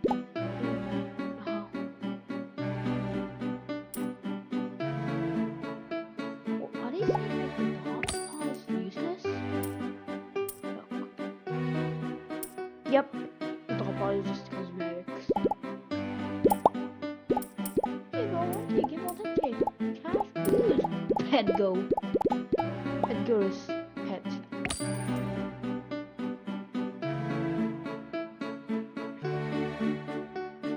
I can remake this and make the most horrible game.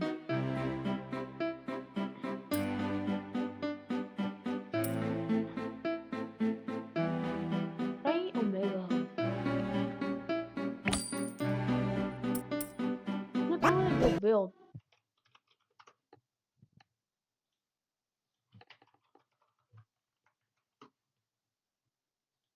Worse when it's smaller numbers, like 30 minutes, because like she probably spent 30 minutes. All right, so Roblox has a whole entire section dedicated to games that allow you to swipe your real credit card on them. It's called More When You Subscribe. This just means you can pay $5 a month for a game that someone stole. A lot of games have this. Even Coop with Friends has a $3 a month option. And I found a roleplay game that had a $3 a month infinite speed limit and higher item placement limit. I didn't know what any of this meant, so I just bought it. I knew what speed limit meant, but little did I know that this, for $3 a month, they were pretty much giving me control of everything. You can do so much with this that I think they did on accident. Anytime there's a new roleplay game, I like to abuse their trusted people. Like, look at this. Hey, wait, sorry, I didn't mean that. Hey, give me your tire. You can take this girl's tire and throw it at her head. Your motorcycle has no tires. They're glued to your head now. You can just steal people's... Why can you steal people's tires? This isn't even what I'm referring to, though. Why can I grab your tires off your car? Hey, give me that one, too. Haha. Look, I threw a tire at your baby. Hey, I can take your baby. It's mine. Yoink. I just killed your baby right in front of you. Oh, actually, I'm taking this, too. I'm stealing this. Here, I'm throwing it, here. Go get it. All right, so the speed limit thing, it doesn't work with regular cars because, look at my little tool out. Here, I can put the speed limit up to 1,000, but it slowly revs up to that speed, so I'll never have enough time to reach 1,000 miles per hour. But this is why God invented animal abuse, because with a horse, for some reason with a horse, he just instantly goes up to that speed, and you can die, you can cause a lot of chaos with this. All right, so one thing I discovered is, so you can just put furniture down, you can just put furniture down anywhere. I'm pretty sure I can put infinite furniture with, like, the $3 I spent. You can actually just attach it to your horse. Look, like, you can fling people, you can just... Like, I just dragged him the hell with me and forced him onto the bed, which doesn't sound good when I say that, but then I dragged him underneath the map. I just saw that school bus run over someone. I have to make this right, and even if that involves killing every child on that bus. Whoa, whoa, whoa! God, you get into a horse. My horses keep dying. Dude, this is like so worth the $3 to me. Oh yeah, I'll get. You see what that? I'm gonna make you regret that. I'm gonna make you and 40 kids regret that. Oh god, he's on here. Dude, this is the best part about this. You can just turn an animal into a prison. Animals are weapons here. Look, here's someone's horse right here. What horse is that? Get in my cage. There's too many cars around here. Hey, get out. I'm trying to bring this animal to safety. Get back in your garage. All right, you can't you can't bring objects onto other people's properties, but they made the system really poorly, so you can always just after a few tries, you can sneak. All right, there. You can sneak something onto their property, block off one of their doors, put a chair onto your horse, get someone onto your chair. All right, jump off. It's time for you to jump off, buddy. All right, now you are just a prisoner. If you're on someone else's property, they can't move your object, so you have to die now. You and your baby have to die. Hey, get in here. Look, I found your wife. You're gonna have to point that gun at yourself if you want out of here. Okay, it's like a spider's web. All right, one cool little trick you can do is make a big line of beds and you can just capture people. You're stuck in my web. All right, I've created a monster. Why are you mad at me? I haven't even. La, la, la, la, la, la. Maybe I should do this in the church. I can rip people out of their house and take them out now. Ooh, there's one in this house. Can we get you? Oh, we're so close. I can't touch your property or else I'll delete everything I'm holding. No. All right, that woman just entered her house.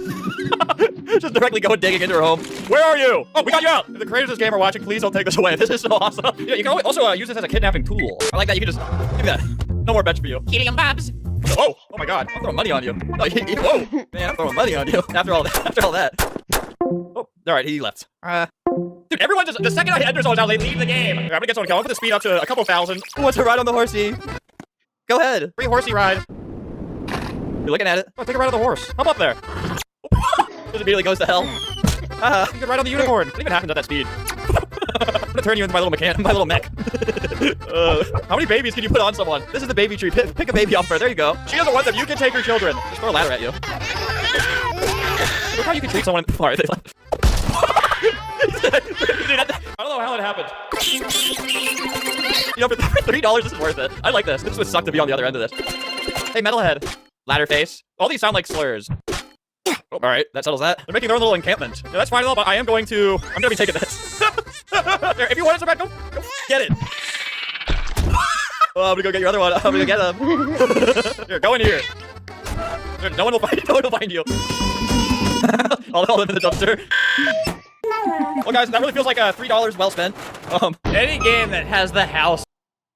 I got an anonymous tip that perhaps my research about Top.gg and Me6 was not adequate enough, so I dived a little bit deeper and I found something that was actually pretty shocking. So just as the backstory, basically, Me6 sent out this DM advertisement to a lot of people. Me6 claims it isn't a DM advertisement, but it was really annoying and people were, quite frankly, pissed off. And in terms of the video, I thought that this was mainly aimed to make Me6 get a whole bunch of Top.gg credits. Because the thing with Top.gg is that when you actually go on their website and you vote for a bot, you can get something called vote credits. And it turned out that they only made like $150. It's pretty pathetic. And I basically said that, well, at the end of the day, Top.gg is an advertising platform. As you can tell, there are promoted Discord bots here. So I assume that all of these kind of negative comments towards Me6 being taken down from Top.gg were brushed aside because Me6 gave Top.gg a lot of money for advertising, like unsolicited DMs without an opt-out feature. Someone's trying to report Me6, and someone said, report Me6 to Discord for that, not us. And another comment is Josh Road. Absolutely love this guy. Always calls out a lot of bots on their crap, but it's about removing Me6 from the website because it's violating the website's terms of service. And so far, Discord hasn't said anything, and the bot is against their terms of service, so Top.gg isn't going to remove it. Now, to be fair, Top.gg did actually have a statement about this, and it's completely valid. They basically said that we're not the Discord police, we have our own website rules, and we're not going to do anything about Me6 because we don't think it breaks the rules. And they also state that they don't pay Me6 or any bot developer. I will address that later because that's very important. But generally speaking, Top.gg is right here. They don't have to do anything because it's their own damn website. But it's really tough to say that they're being unbiased because, of course, Me6 paid them, and I did some really back-of-the-napkin calculations, paid them around $100,000 in terms of ads. Now, that was a pretty good recap on what happened, so let's move on to the actual tip that I got. Basically, it said, you need to look further into Top.gg and understand what they do. Is there some sort of reason why this would happen in the first place, the whole Me6 DM advertisement thing? And I looked at top.gg and I realized this website has two purposes. It first has a purpose of getting Discord bot developers to promote their bot using their paid advertising system. However, as we just noticed, if I go back and look at any bot page, there's ads in a lot of places. So I realized that top.gg has two financial motives. They want to make money from bot developers, but they also want to make money from you visiting their website. Now the thing is that Me6 is actually not really on the app directory. You know, Me6, just as a frame of reference, right, they are the largest Discord bot. They are in 19.8 million servers. Of course, you would expect them to be on the very top of Discord's kind of app discovery page, but as you can tell, it's not really there at all. In fact, it is on the page. If I search Me6, we'll see Me6 and Me6 Bypasser, which is hilarious, but Discord is not really, oh, it's in 20 million servers now, but Discord really isn't promoting Me6. And that could totally be because Me6 is a piece of crap, but it leaves a very important issue. Me6 is not being promoted very heavily. Now, of course, Me6 is already subsidizing this by advertising on top.gg, but top.gg realized that Me6,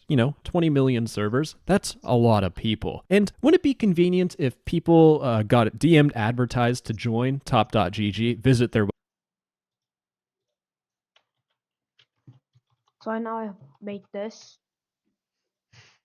It's like, pretty much my motive is like to make a takeover is literally just infinite.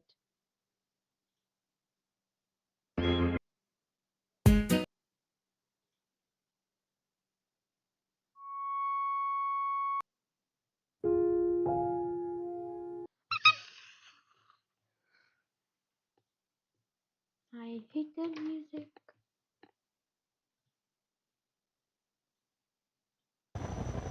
VMPI. During development, we became increasingly frustrated with our slow gameplay iteration speeds, mainly because map compilation, needed to pre-compute lighting and visibility, was taking hours. Computers in 2000 were far slower. Hey there, Half-Life 2 recently turned 20 years old, so why is it that we still talk about it? Most games at release end up fading away. This may seem like a natural thing to happen, when really it's entirely avoidable. With the same one fix for every game, and most game studios are actively working to kill this fix, which is modding. This video will be about modding, how modding is defined, why it's so important, and then lastly, how game studios are actively trying to kill every single form of modding. Let's get into the history of modding. Modding as a term comes from to modify. Modifying existing things has been around for as long as time has been, even going back to time before computers. You may add mods to your car in order to make it drive faster, make it louder, make it brighter, make the windows not see-through, so on and so forth. Modding is used to enhance the experience specifically to your liking, which is why it's such a powerful tool in gaming. Don't like how Minecraft looks usually? Mod it. You'd like automatic weapons in Skyrim? Mod it. You'd rather have Half-Life be a multiplayer round-based team shooter? Mod it. Always remember that Counter-Strike was originally a mod for Half-Life. So what types of modding are there in gaming? It can be split up into 3.5 categories. Let's get into the most simple type of modding. Reskins. Whether it's people making more HD textures for their favorite early 2000s game, making the zombies of Left 4 Dead 2 look like Zoidberg, or replacing the female companion with their favorite anime character. Reskinning is the act of not modifying the game's mechanics in any way, instead just replacing a texture or model, meaning this also works for multiplayer games. Well, at least used to, as it was entirely client-side. Client-side means that you can install a mod without affecting others, allowing for personal customization. It's basically the same as changing graphics settings. The other type is server-side mods. Server-side mods require changes to the server, affecting all players connected to it. There are also semi-client-side mods, where the server and everyone else does not need the mod, but everyone else that does have it also sees the same changes. Sticking with Minecraft, there are mods that allow you to have custom capes that everyone else with a cape mod also sees. Optifine, for example. Reskin mods is people making their favorite game look better, which is a very subjective thing. And then, oh fuck. Not sure about you, but having an anime character run around the streets of Los Santos is not my cup of tea. But obviously I'm not judging. You do you. Because as is the beauty with mods, and especially reskins, they are like a huge box of toys out of which you pick whatever you want and leave whatever you don't want inside. The second type of modding is additions. These are a bit more advanced and require some coding, meaning they're server-side. The easiest example for addition mods being Garry's Mod, a game so moddable that it has mod in its title, which is actually because it started out as a mod for Half-Life 2. The game works with no mods, and you can do quite a bunch of things completely ignoring them. But really, no person has over 50 minutes of playtime in that game has gone without downloading one. You can download extra weapons, character models, maps, scripts, shaders, whatever you want. Another good example is Stardew Valley. While reskin mods for the game also exist and are very popular, the main form of mods for it are addition mods, adding new crops, characters, or new areas. And because I don't want to create a new category just for the following, even though it can be argued I should, I will include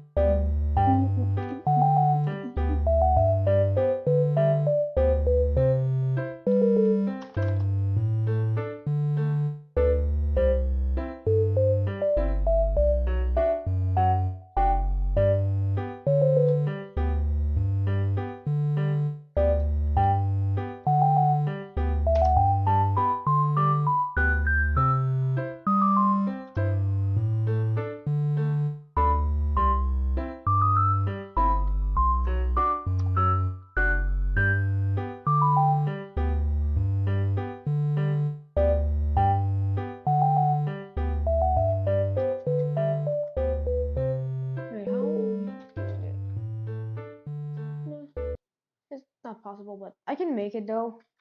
It's just like the up one style only.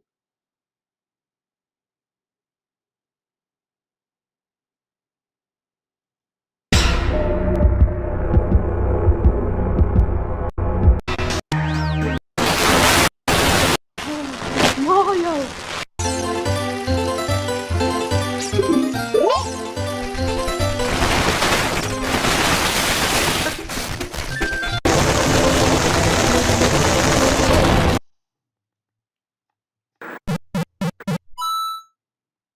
Hey guys, and welcome back to another Lost Bits video right here on Tetrabit Gaming, the series where we explore video game content that goes unused, altered, or normally unseen. In this case, we'll be taking a look at some unreleased tech demos for one of my favorite consoles, the Nintendo 64. For those who haven't heard yet, the pipe